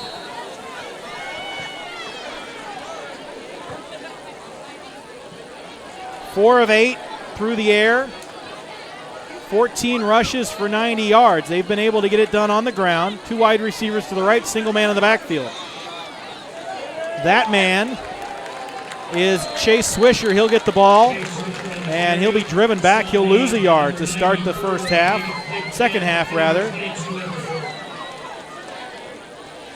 As the defense shows up in the second half right out of the locker room. So it'll be 2nd and 11 from the 40-yard line. Opening moments of the second half, 7-7 your score. Now from the shotgun. Man to the back left and man to the right. Single eye set. going to reset the play clock. They reset it to 25 and roll it. Here we go with the second play of the half. Rolling to his left side. Now that's Webb. Webb passes it here to the corner, and that is broken up, but a flag's going to come in. Broken up. Looked like a pretty nifty play by Dylan Thomas on the receiver. Cameron Hairston intended, but they're going to call, let's see who they call on it. Pass interference on the defense, so that's a tough luck PI call.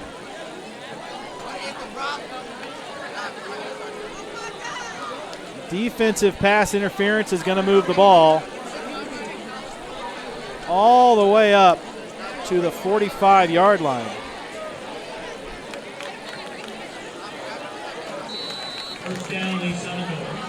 So that's a 14-yard penalty across midfield now. 1st and 10, 11-10 left to go in the third quarter of action here from Park Hill District Athletic Stadium.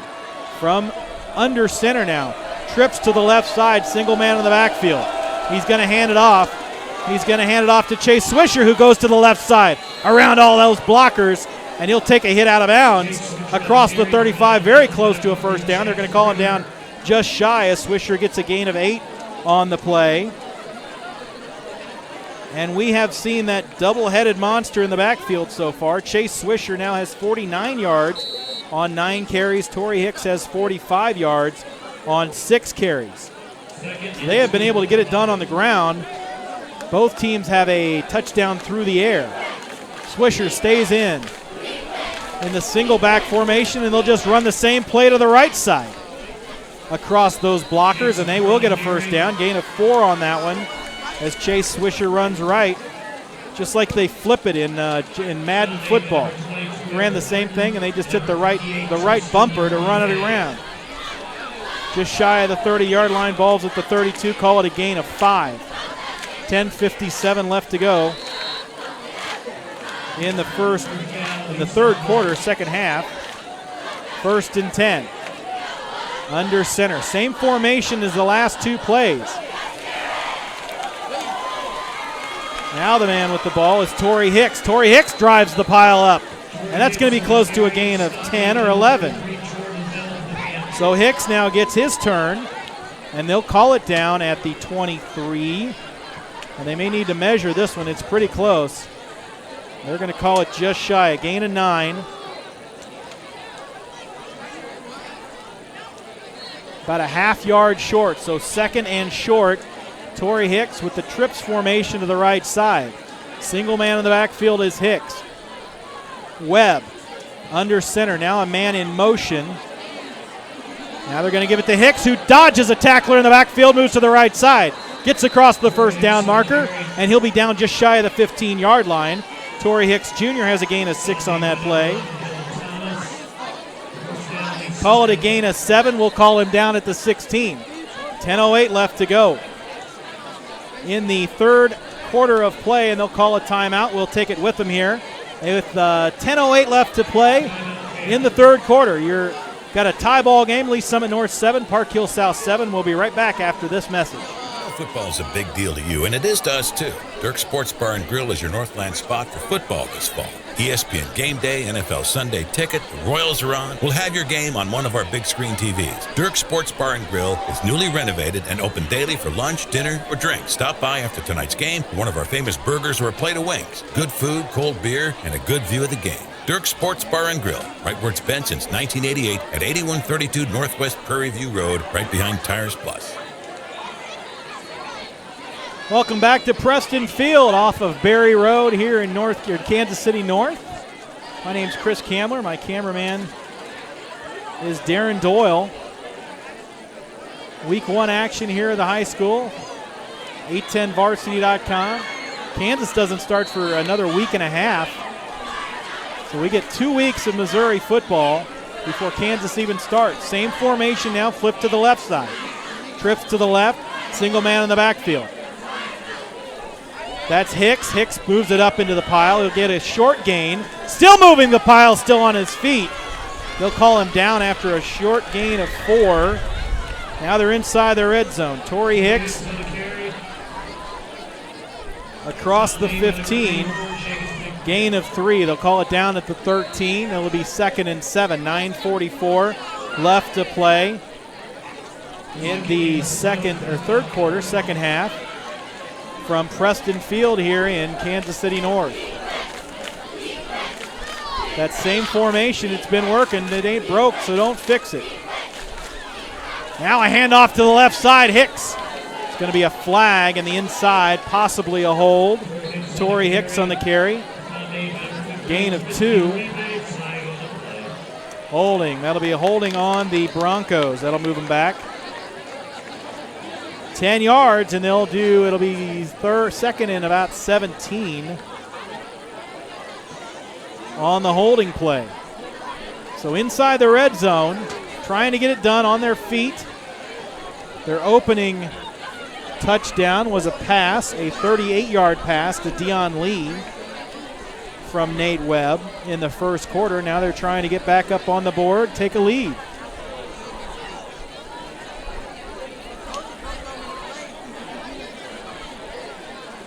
We'll go ahead and move the football back. Ball will sit at the 23-yard line, 2nd and 17 from the 23. 9:22 left to go in the third quarter. Both first-year head coaches facing off against each other. Jamar Mosey for the Broncos and Mike Sharp for the Panthers. Both were coordinators at their respective schools prior to the promotion. Going to be a handoff. That's going to go to Chase Swisher, who tries to find a lane on the right side. He'll get a mild gain up to the 21. Call it a gain of 2 for Swisher. 2-yard gain for Chase Swisher.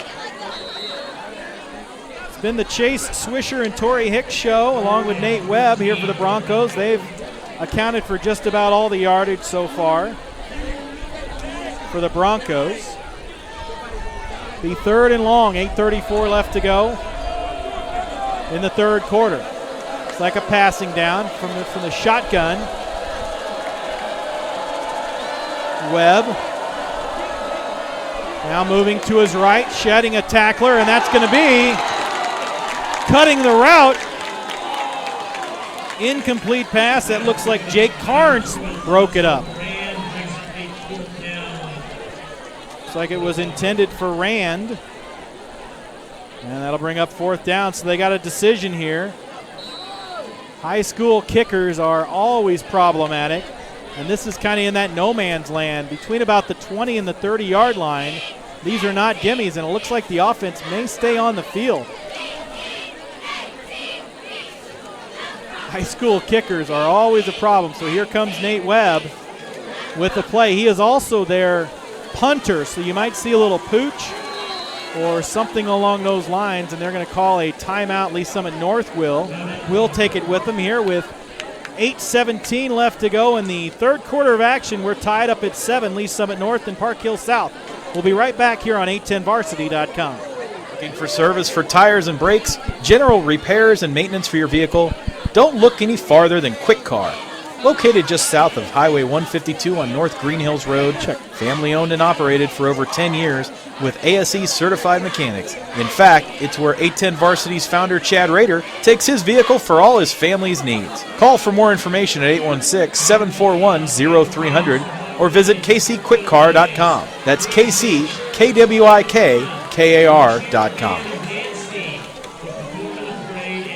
7-7 is your score here. Lee Summit North and Park Hill South knotted in a battle in the first week of play. Park Hill South went 3-7 last year. Lee Summit North went 1-9. So both teams looking to notch a victory here in the opening week and start their season off to a positive note. 8:17 left to go in the third quarter, tied at 7. This is a 4th and 14 play. Under center, Nate Webb. He's going to back to pass. He's got a man in the corner, and he overthrows him. Looks like that was intended for Cameron Hairston, and he just flat overthrew him in the back corner. And so that'll be a turnover on downs, and that'll be just about as good as a punt, as Park Hill South will take it over at the 21-yard line. 8:12 left to go in the third quarter of action. 7-7 your score. Thanks to our sponsors tonight here on 810varsity.com, Platte Valley Bank, Quick Car, Austin's Trailers and Motorsports, Barry Family Dentistry, and Dirk's Grill and Bar. Thanks for joining us on your high school leader in high school sports, 810varsity.com. Turnover on downs, and it's Park Hill South's turn. It's going to be a quick handoff, still moving the pile. Looks like the ball's on the ground. It's going to be recovered by the Broncos.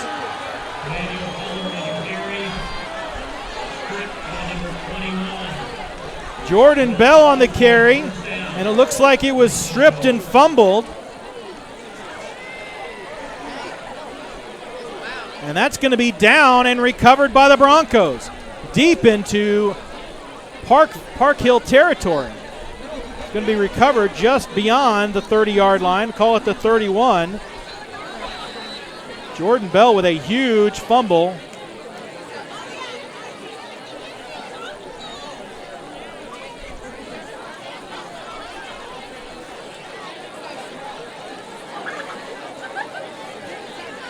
And there's going to be a handoff up the middle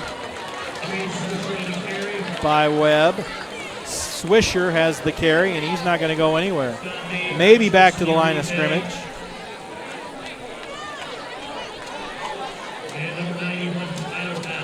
It is back to the line of scrimmage, so no gain. 2nd and 10. We'll try it again. 7:39 left to go in the third quarter. Got a good one brewing here in the Northland. First turnover for Park Hill South now leaves the Broncos with the ball deep in their territory. Ball at the 31 from the shotgun. Two running backs in the backfield. Now a pass off the back foot by Webb intended for Cameron Hairston, and that's just kind of overthrown there, or underthrown rather.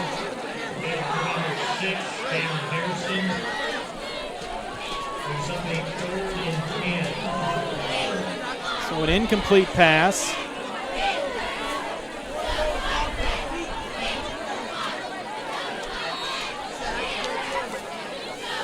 Nate Webb, 3 of 7 tonight, 49 yards and a touchdown.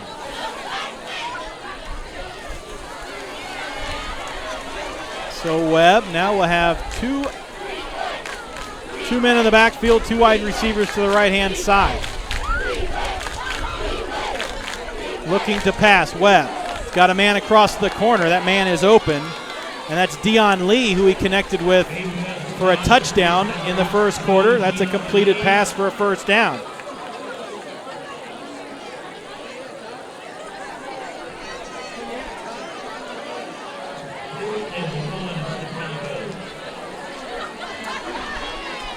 Third and 1.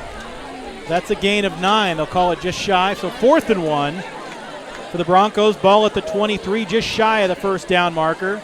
Call it about a half a yard. It's really not that far. The stick sits between the 21 and 22, and the ball is sitting at the 22. So up the middle is Hicks, and he's got a first down. New set of downs for Torrey Hicks. As he makes it across the 22 to the 21, gain of 2 on that play. Torrey Hicks on the night, 10 carries, 66 yards. His running mate, Chase Swisher, 12 carries for 56 yards. What inning was it? Final from Boston. Kansas City loses 7-2 against the Red Sox. That's their 2nd in a row. Still well in control of the AL Central. 1st and 10 now, under 7 minutes to go in the third quarter. Handoff, Hicks. He's blown up at the line, and he'll fall forward across the 20-yard line. Gain of 2 on the play.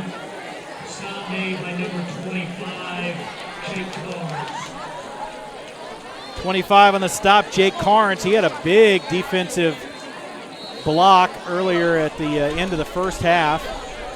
Swatted a pass away.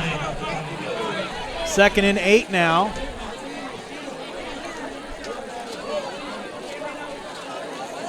Wind starting to move. Wind is moving right to left on your computer screen. Wind is at the back of the Broncos. From the shotgun now, 2 wide receivers to the left, 2 men in the backfield. Moving to his left-hand side, he's got a man open here in the near side. That's Dion Lee again on that little out pattern. And he's going to be down at the 10-yard line near the first down marker. But I think he's going to be just shy on that little out to Dion Lee. He'll be down at the, we'll call it the 12-yard line. 3rd and 1. 5:59 left to go in the third quarter of play. Broncos threatening here, tied at 7. Handoff's going to go to Swisher. Swisher's going to move it to the left side, try to get a first down. He does cross the 10-yard line. He'll be very near a first down. Uribe on the stop. And they have not made a signal yet. They may want to call for the sticks. I think they're going to measure, so we'll take a peek at that. It looks like he's got more than enough. He did cross the 10. So they'll bring the sticks over. And this is going to be a big measurement right here. 5:52 left to play in the third quarter. Second half action, tied at 7. Broncos threatening against the Panthers. We'll see where we're at here.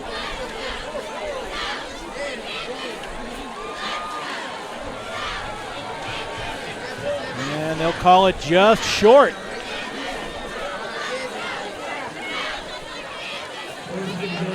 Oh, they will call it a first down.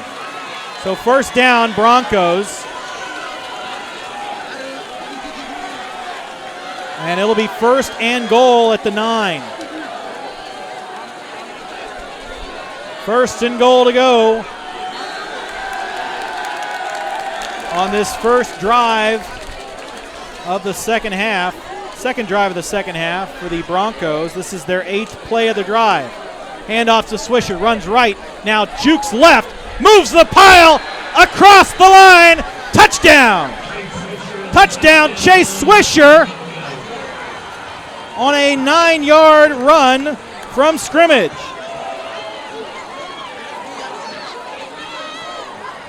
And he just went out to his right and just juked to his left. No, they'll call him down. My bad. I don't know, that's a touchdown, absolutely. Touchdown, Chase Swisher on a 10-yard run. And kick is up, and it's good. So 14-7 your score with 5:36 left to go in the third quarter.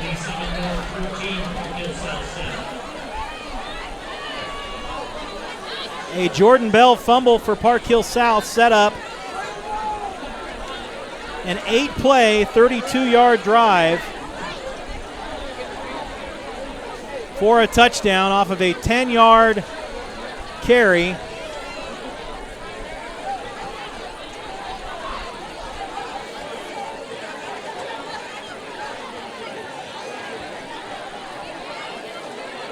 And that puts Lee Summit North up 14-7 with about 5.5 left to go in the third quarter.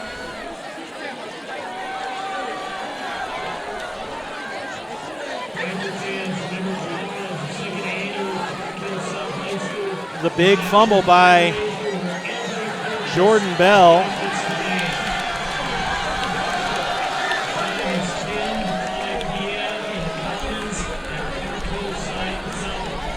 And that set up the 32-yard drive on 8 plays for a touchdown, capped off by a 10-yard carry by Chase Swisher, putting the Broncos up 14-7.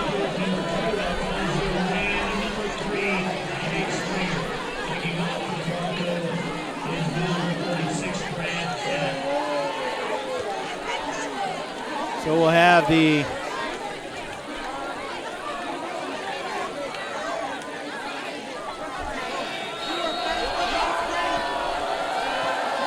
Brad Bennett will be kicking it off. Jake Springer is back. So is Alfonso Rand. Kick is a high, wobbly kick near far side, taken by at the 25, now advanced to the 35.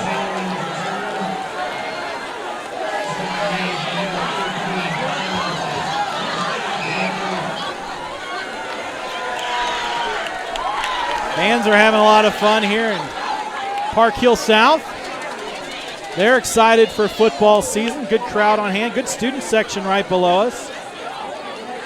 A lot of moms and dads out here checking out what Park Hill South and Lee Summit North, both teams, both coaches described what they're trying to do as a reboot of their programs. Park Hill South only has 8 returning seniors. There's going to be a snap and a handoff. That'll go to Jordan Bell. They'll get him right back on the horse after fumbling.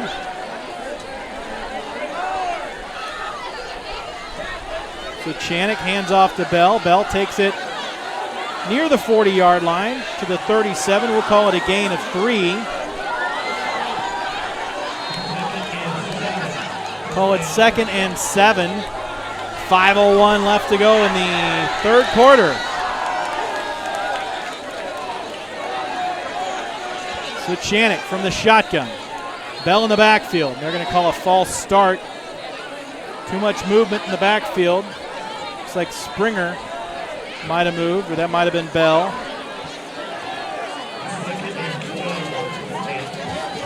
Offsides, that'll move it back 5 yards. 2nd and 12, 4:50 left to go in the third quarter. 14-7 now your score. Lee Summit North over Park Hill South. Lee Summit North getting it done through the air and on the ground today.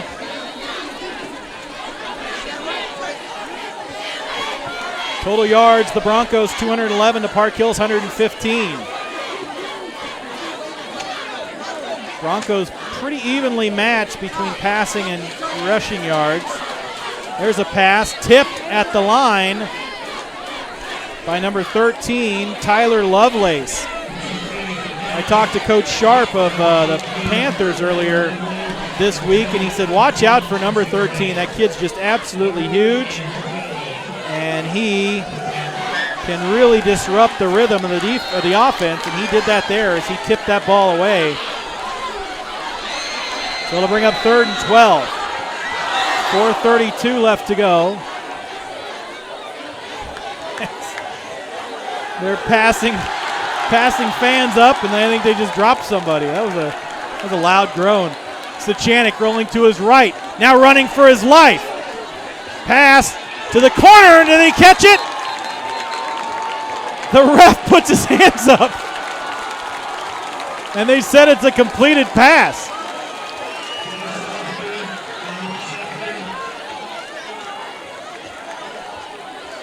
And it looks like that was a completed pass to Bryce Soski.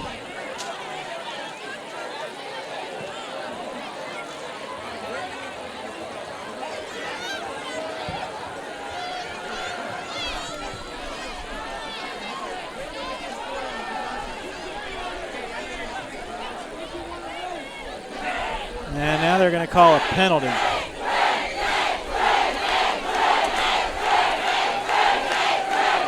And they're going to move the ball back.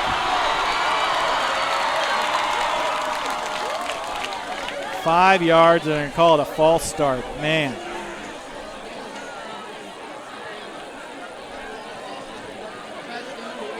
That's not what you want to see. Negates about a 25-yard pass, and it's going to bring up 3rd and 17. Ball at the 28. That is a shame. 4:24 left to go in the third quarter. That's a killer right there. Penalties. That's their 7th for 49 yards. The Broncos have 6 for 61, which you would assume that you'd see in an opening week, but man, that's just unacceptable. And it negates a 25-yard gain. From the shotgun again, 3rd and 17, back to pass. Now scrambling, runs into his own man. Sashanik running for his life, and he'll be down and sacked and taken down hard behind the line of scrimmage. They'll call it down at the 28-yard line, back at the line of scrimmage. So no sack.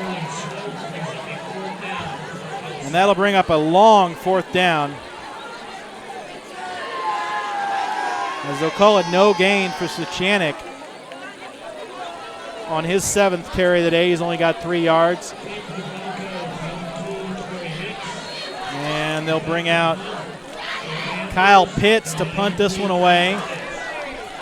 And it looks like receiving will be Torrey Hicks, who stands at the 38-yard line. And Hicks is going to chase this one. It's going to go bounce at the 41 and then take a profitable bounce to the 37 by Pitts, who kicks it away. And that's where it will be downed to the 37-yard line. A 35-yard punt, and that's where the Broncos will take over at the 35. Chiefs are up by 4. That's a 3rd quarter score. Royals lost 7-2. I think the Royals are going to be on cruise control for the next couple of weeks. 14-10, 3rd quarter, 12 left to go in the 3rd quarter, 14-10. So good for the Chiefs, 2nd preseason game. 1st week game, these count. They don't get any preseason games in high school. This one's a tough one as the Broncos looking to extend their 14-7 lead here in the 3rd quarter, 3:22 left to go. Nate Webb under center, man in motion is Swisher. Swisher gets the carry.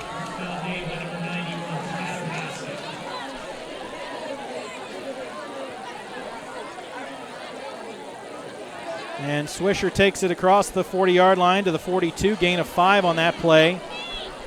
14-7. The Broncos looking to extend their lead and take the air out of the ball a little bit as they are looking to reverse last year's opening week loss to the same Panthers, 16-13. Still a lot of game left in this one, though. 2:45 left to go in the 3rd quarter. Trips to the left side. Single man on the backfield is Swisher. Swisher gets the ball, moves it up to the line of scrimmage, and maybe a gain of a half a yard.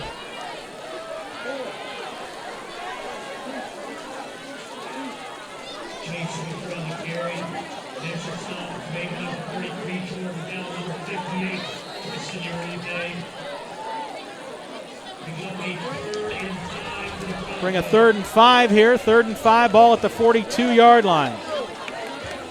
Nate Webb on the day.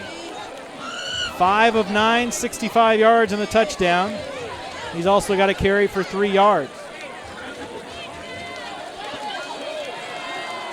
Offense has leaned more heavily towards the run for the Broncos. There's a pass there, and he overthrows his intended receiver, Hairston. And that'll bring up 4th down. They'll have to kick it away.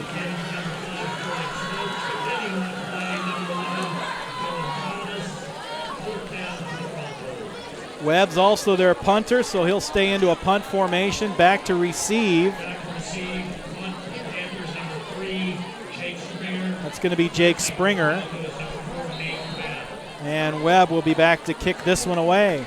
1:51 left to go in the 3rd quarter. And Springer is dangerous. You got to watch him. He stands at about the 28. And we got a flag on the play. We'll see what that is. They're only 5 yards away from the 1st down marker. It's going to be a false start. It's going to go back, and they're going to kick it from 5 yards back.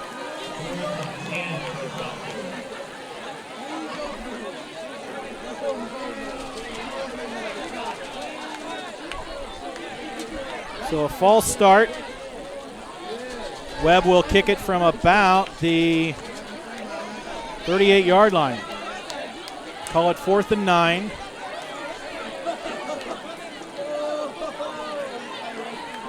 So that lessens the chances that Webb would try to tuck it and run or do anything crazy. And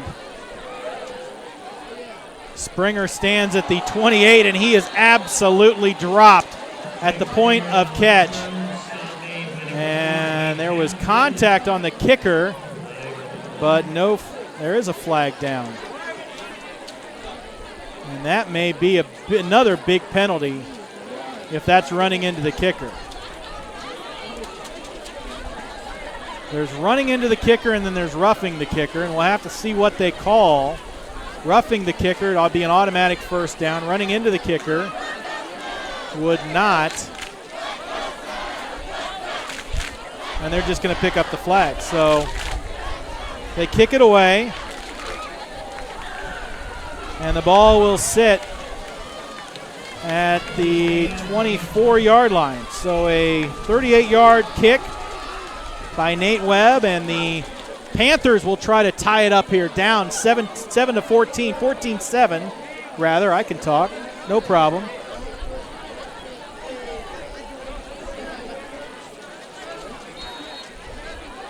As into the huddle goes Zach Suchanek. On the day, he's 6 of 13 for 76 yards and a touchdown. He stands in the shotgun. He's got 2 wide receivers to the right, a tight end in formation, and a man to the left side.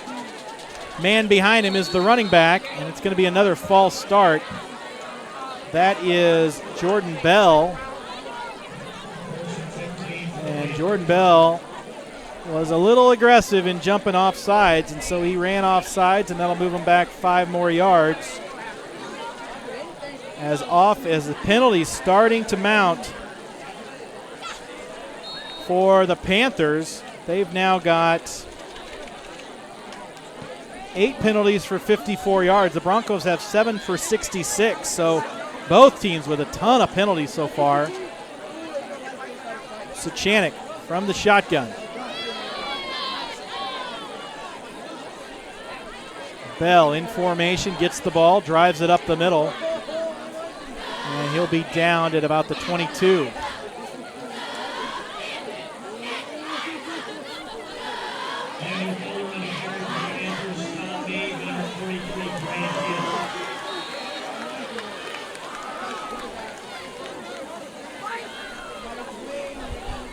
A gain of 2. 2nd and 13 for the Panthers.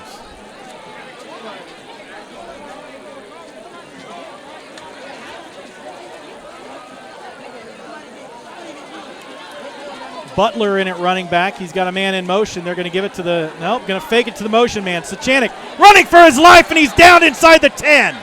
He'll be down at the 9-yard line on the sack.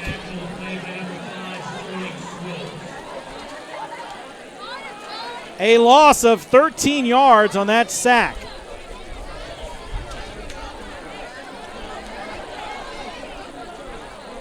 In the trailing seconds of the third quarter, 30 seconds left to go.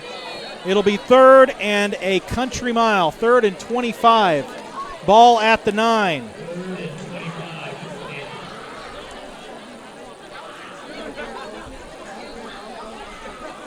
As we start to head towards the fourth quarter, 10 seconds on the play clock, 11 on the game clock. 7, 6, 5. This will be the last play of the third quarter. Suchanek's going to hand off. Looks like that'll be a handoff to Butler.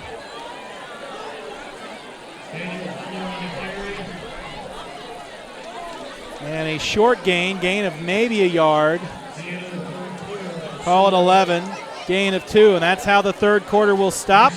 We'll flip sides, and we'll be right back here on A10Varsity.com as we head to the fourth quarter. 14-7, Lee Summit North up over Park Hill South. Platte Valley Bank has been a fixture for Northland's banking needs with locations throughout the Northland. Liberty, Platte City, Parkville, Smithville, Berry Road, and more. In fact, Platte Valley Bank was recently named one of the 5 strongest mid-sized banks in Kansas City in 2014 by the Kansas City Business Journal. Try our new mobile deposit options on our new banking app. For more information on locations, apps, loans, and more, visit one of our locations or online at PlatteValleyBank.com. Platte Valley Bank, proudly supporting high school athletics in the Northland. Visit anytime at PlatteValleyBank.com. Member FDIC.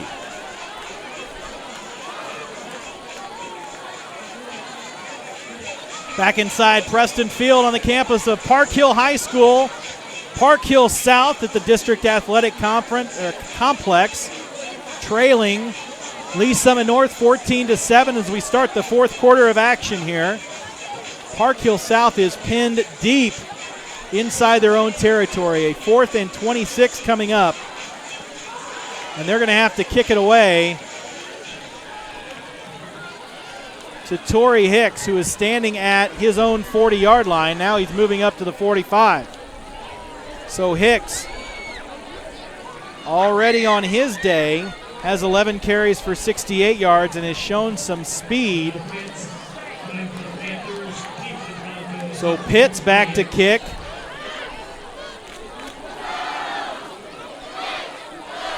And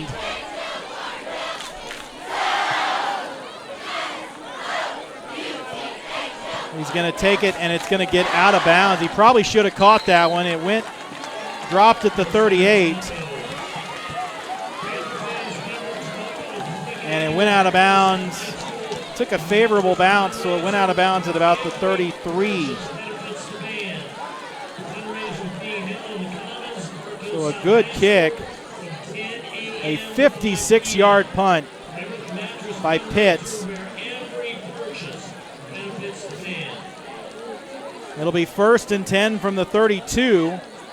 And the next drive, this will be the 9th drive of the ball game by the Panthers. They've scored once. They got 4 punts, a touchdown, a fumble, and a changeover on downs. And that'll be a handoff to Rand. Rand will take it up the middle to the 35. Correction, Hicks on the carry. Across the 35-yard line to the 36, gain of 3. 11:31 left to go in the ball game.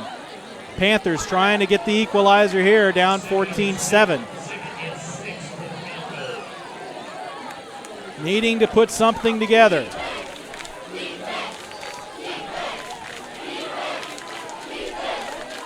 Under center. Here's Webb. Webb hands it off to Hicks as those Broncos look to extend their lead. He'll get it up to the 40-yard line, right at the 40-yard line, gain of 4. Torrey Hicks on the day now across 75 yards. He's got 13 carries for 75. Swisher has 16 carries for 74. Both are competing for player of the game at this point in time, as is Nate Wedd, who's thrown for a touchdown. Swisher has a touchdown on the ground.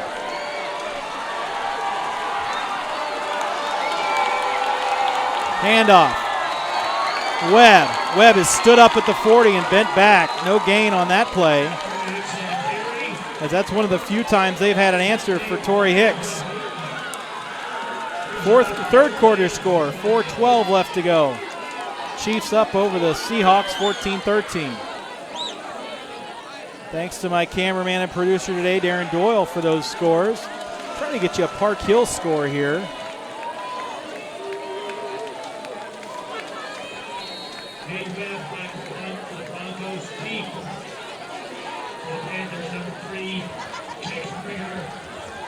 Jake Springer's back on the 4th down. Webb back to kick. 4th and 4, high snap. Webb with a rugby-style kick. It's going to land at the 32, and they'll get away from it and cross the 30 and get over to the 29. So it'll be down at the 29-yard line. A 32-yard kick by Nate Webb. And they did call a flag. We'll see what the flag is all about, and they're just going to pick that flag up. Must have flown out of his pocket. The old flag out of the pocket trick. Ball at the 29. Here come the Panthers. Now trying to get the equalizer. 14-7 your score. 4th quarter. 9:32 left to go in the regulation of play. Wind has really started to pick up. It's moving right to left. It's at the Panthers' back now. Shirt sleeves starting to wave in the breeze. Everybody's still wearing T-shirts and shorts, though. There's a direct snap to Jake Springer, and they ran that a couple of times last year.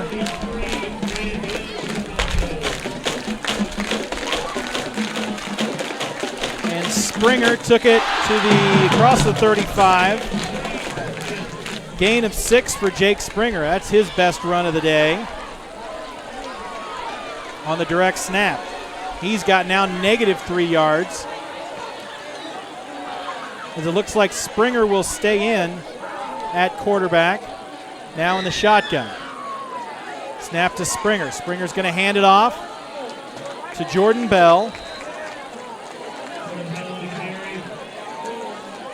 So they're trying to mix up the quarterback looks a little bit. That's going to be just shy of the first down marker. Gain of 3 for Bell, 3rd and 1. And they're going to call a timeout, and they're going to measure it.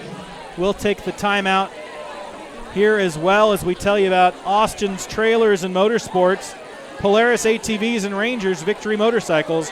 Ride one and you will own one at Austin's, plus trailers of all sizes. Austin's Trailers and Motorsports is located on Highway 7 between Basser and Lansing, or on East 40 Highway. They're going to call it a first down, by the way. You can visit austinskc.com anytime. That's austinskc.com. They did remeasure, and it was a first down.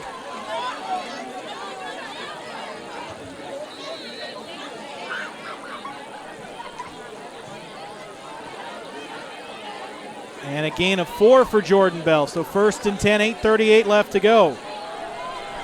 Ball stands at the 39-yard line. Change of quarterbacks. That's Jake Springer in at quarterback now. He's in the shotgun formation, and he'll roll it straight to the left. He is fast, and he takes it across the 40-yard line. He's down to the 42.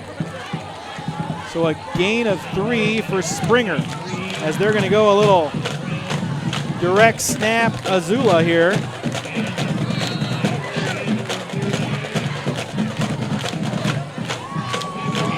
Take it all the way up to the 43, gain of 4 on the play. Band's starting to get into it. Crowd's starting to get into it. They're trying to tie it up here in the Northland. Park Hill South trailing Lee's Summit North 14-7. Springer from the shotgun. Springer now moves to his left, now just to his right, and he takes on a defender and buries him as he falls forward for a 4-yard gain.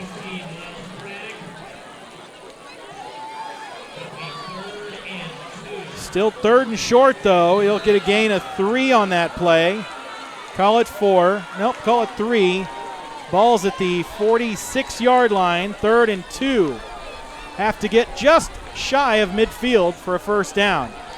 3rd and 2, 7:15 left to go in the ball game. Springer from the shotgun. 2 wide receivers to his right, 1 to his left. Hand off to Bell. Bell takes it up the middle, and he gets across midfield for a first down. Jordan Bell into positive territory. He'll take it to the 47-yard line. Bell on the day, 11 carries for 41 yards.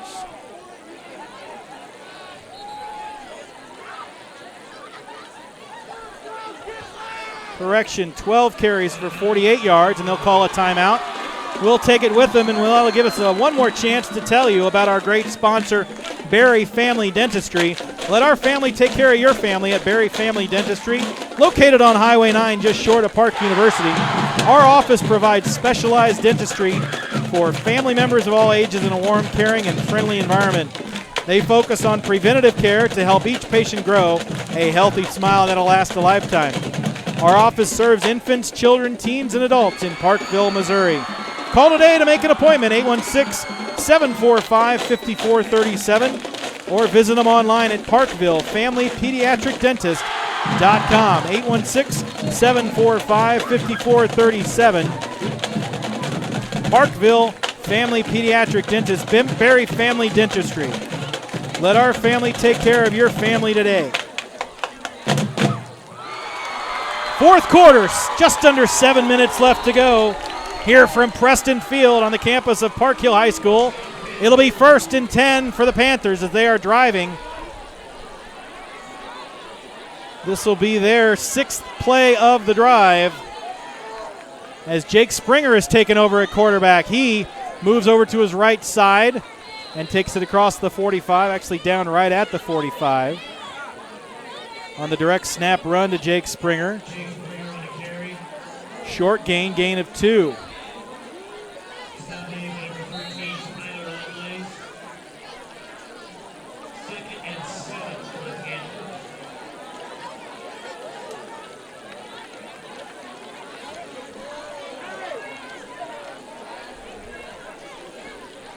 Springer. Direct snap, now moves to his right. Picks up a blocker. He's trying to get across to the 45, and he is drilled out of bounds for no gain.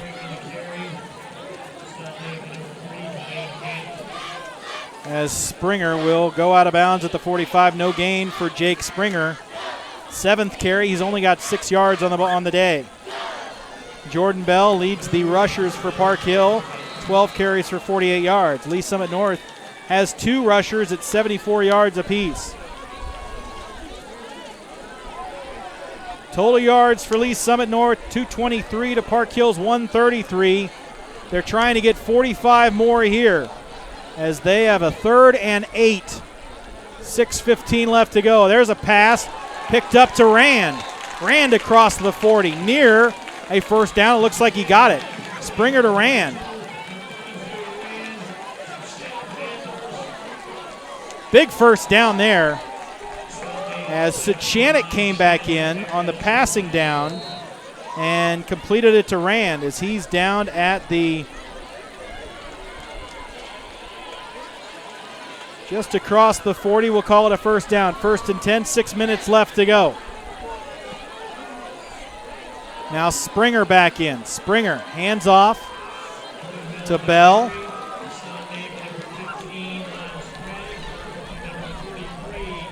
Bell, short gain, maybe a gain of 1. We'll call it a gain of 1. 2nd and 9, 5:35 left to go in the ball game. Suchanek's running in plays, and then he has been lining up as a tight end as Springer has taken over the duties at quarterback. There's a pass, and that's well overthrown by Jake Springer.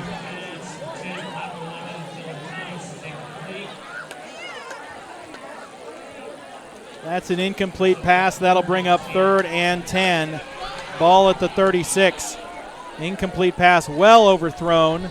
5:13 left to go in the 4th quarter. Good crowd on the Lee Summit North side as well. A lot of students in attendance today. Springer now lines up in the shotgun formation. 2 wide receivers to the right, 2 to the left. Suchanek now back at quarterback. They're switching it around. Now Suchanek is going to run, and he's going to run on the throw on the run, and he'll overthrow his intended receiver, intended for Dylan Thomas. And he had him busted wide open.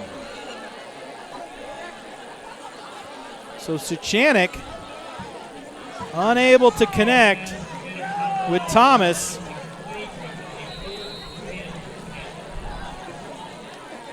As it looks like Suchanek has been charged with trying to get the ball in the air, as running just isn't cutting it right now. That big Lee Summit North defense standing tough right now as the ball sits at the 36-yard line.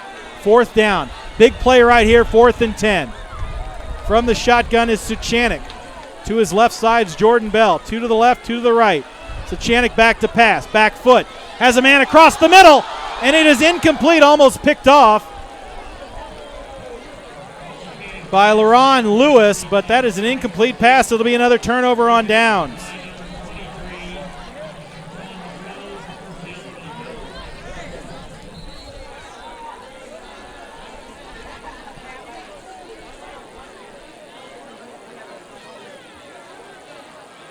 So that's a big time mark right here with 5:02 left to go in the 4th quarter of play, trailing 14-7.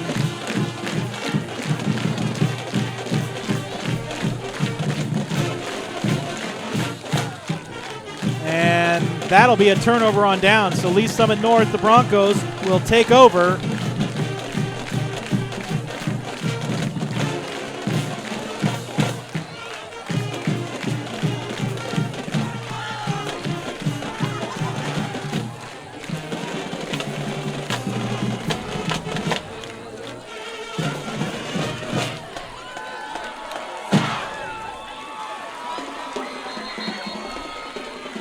So 5:02 left to go in the ball game. Lee Summit North looking to extend their lead or at least run some clock off, as it looks like Caleb Aston will take over as quarterback. He'll get some QB time. He'll go under center. And he will hand off to Chase Swisher. Swisher takes it across the 40-yard line.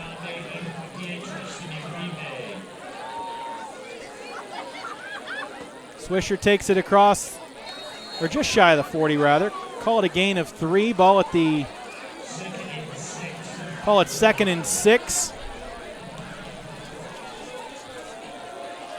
Yeah, that's across the 40. He's sitting at the 42. Closer to 2nd and 5.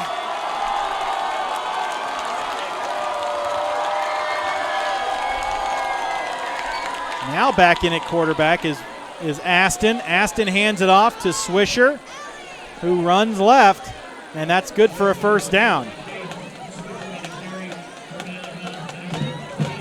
First down almost just shy of midfield. Ball at the 49. That's a gain of 8 for Swisher, who now leads all rushers, 18 carries for 87 yards. He's on pace to be our player of the ball game. Chase Swisher, number 24.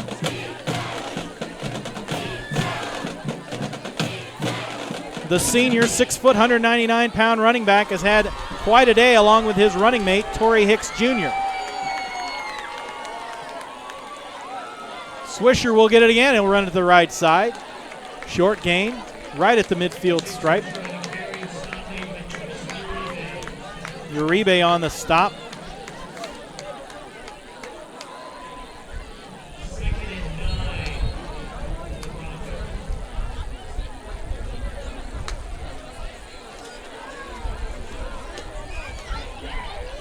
And we've got a stoppage of play as we've got a huddle. They're going to let the clock run out. 3:45 left to go. As it's a 2nd and 9 now, they'll continue to run the ball. Caleb Aston now in at quarterback, under center. Puts the man in motion. Hicks now in at running back, and he turns to the left and heads straight north and south, and look at him go. Torrey Hicks Jr. to pay dirt on the touchdown. Torrey Hicks Jr. takes it all the way into the purple for a, let me calculate that, that's going to be a 57-yard touchdown. Torrey Hicks Jr. puts the capper on that one.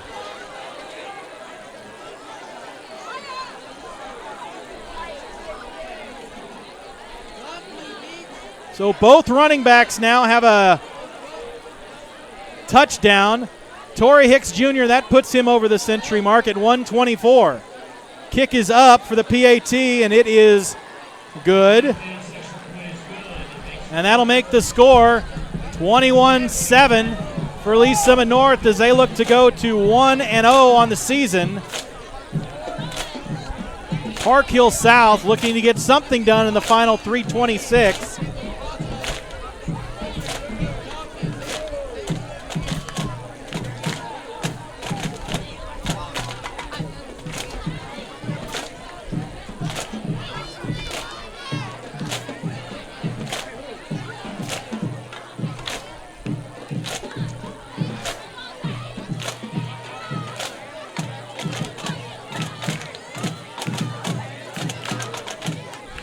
Torrey Hicks Jr. with the 50-yard touchdown. And with 3:26, it's become almost academic. As back to receive will be Jake Springer. They tried to bring him off the bench and let him mount a comeback with the offense, and it just didn't look like it was going to work.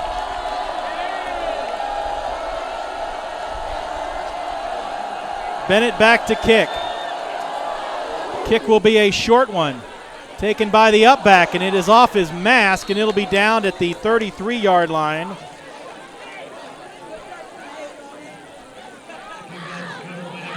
And so that's where the Panthers will take over, needing 2 scores to stay in it.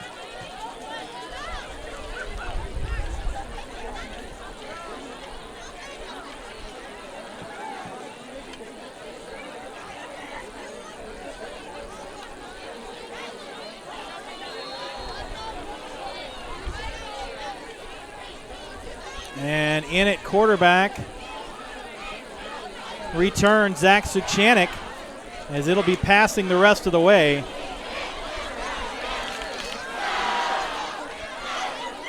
Suchanik, it's going to be a completed pass, near side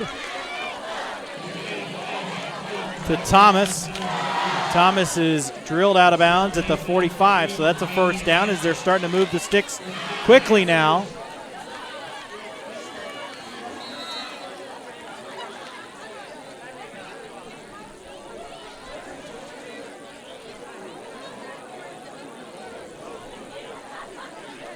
.3:19 left to go.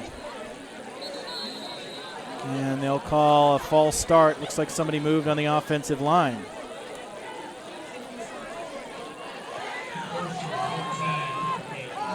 First and 15 now.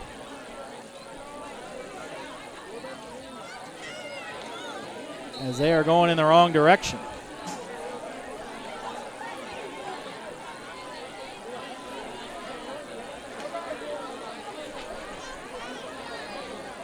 So the story tonight, as Suchanik rolls out to the right side, tries to get a man coming off, and that's going to be a late hit on the incomplete pass.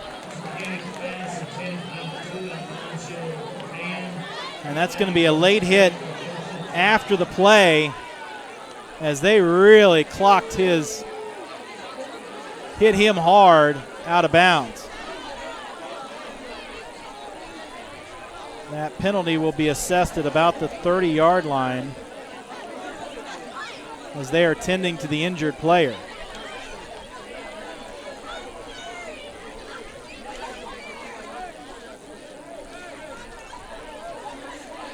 So scoring drives so far in this one, as there have been 4, as we'll recap the game for you. The scoring plays: Nate Webb to Dion Lee in the first quarter with 2:12 left to go in the first quarter. That was a 32-yard game. Then Park Hill got their only score of the ball game. Zach Suchanik to Jake Springer, a 5-yard pass to tie the game at 7. Nate Webb then gave the Broncos the lead as he got a 10-yard Chase Swisher had a 10-yard run to make it 14-7, and then Caleb Aston handed it off to Torrey Hicks Jr., who ran 50 yards to make it 21-7. While we're taking an injury timeout, we'll take it with them. We'll be right back here on 810varsity.com. We know football is a big deal to you, and it is to us too. Dirk Sports Bar and Grill is your Northland spot for football this fall. ESPN Game Day, NFL Sunday Ticket, the Royals are on. We'll have your game on one of our big screen TVs. Dirk Sports Bar and Grill is newly renovated and open daily for lunch, dinner, or drinks. Stop by after tonight's game for one of our famous burgers or a plate of wings. Good food, cold beer, and a good view of the game. Dirk Sports Bar and Grill, right where it's been since 1988 at 8132 Northwest Prairie View Road, right behind Tires Plus.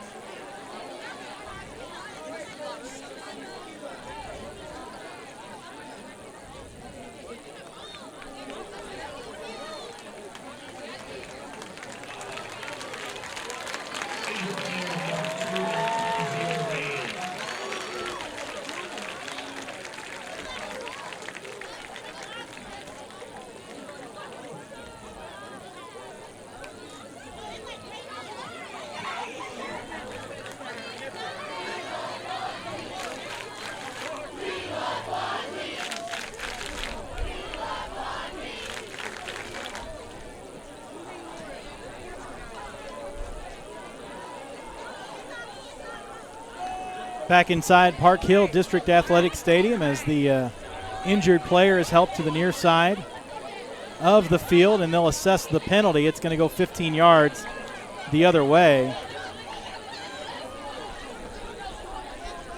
as the ball sits at the 45, and it'll be 1st and 10.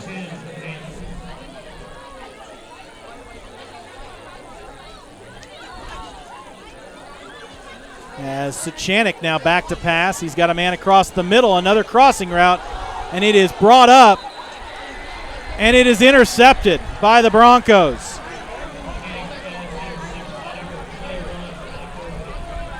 And it'll be intercepted and down at the 10-yard line, and that will make it all but academic for this one.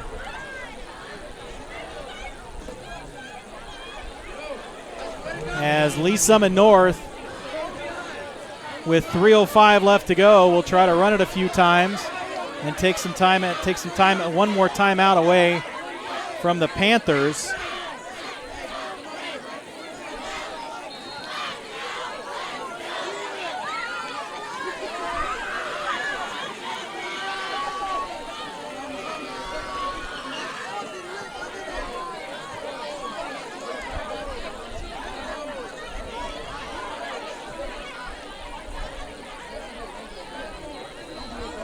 And that's a run up the middle.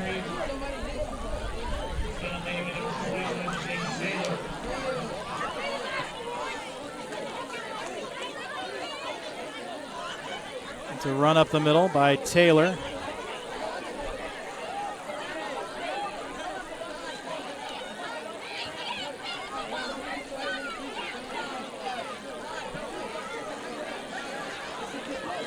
So that's a gain of about 5 for Hicks.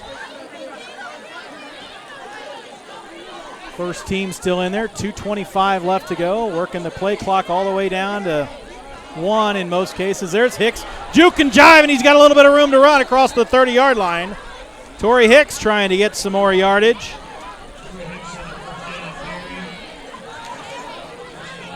And Hicks now has 145, 17 carries. Chase Swisher has 19 for 88.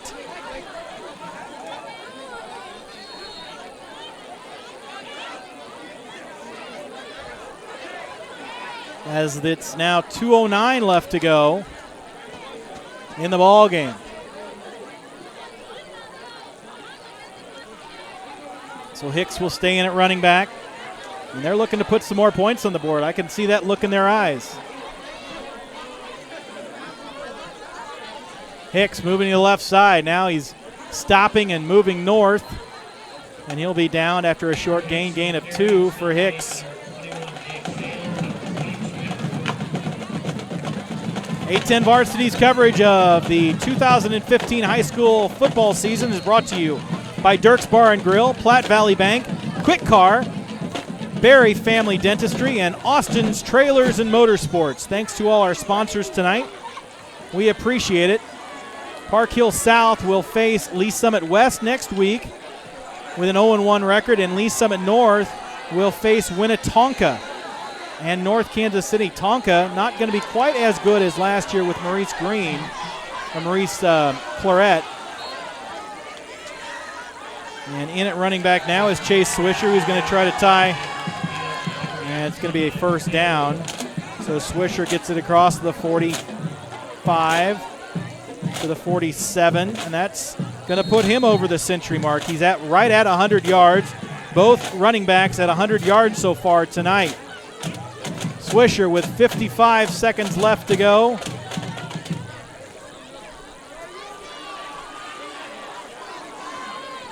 And they're going to take a knee.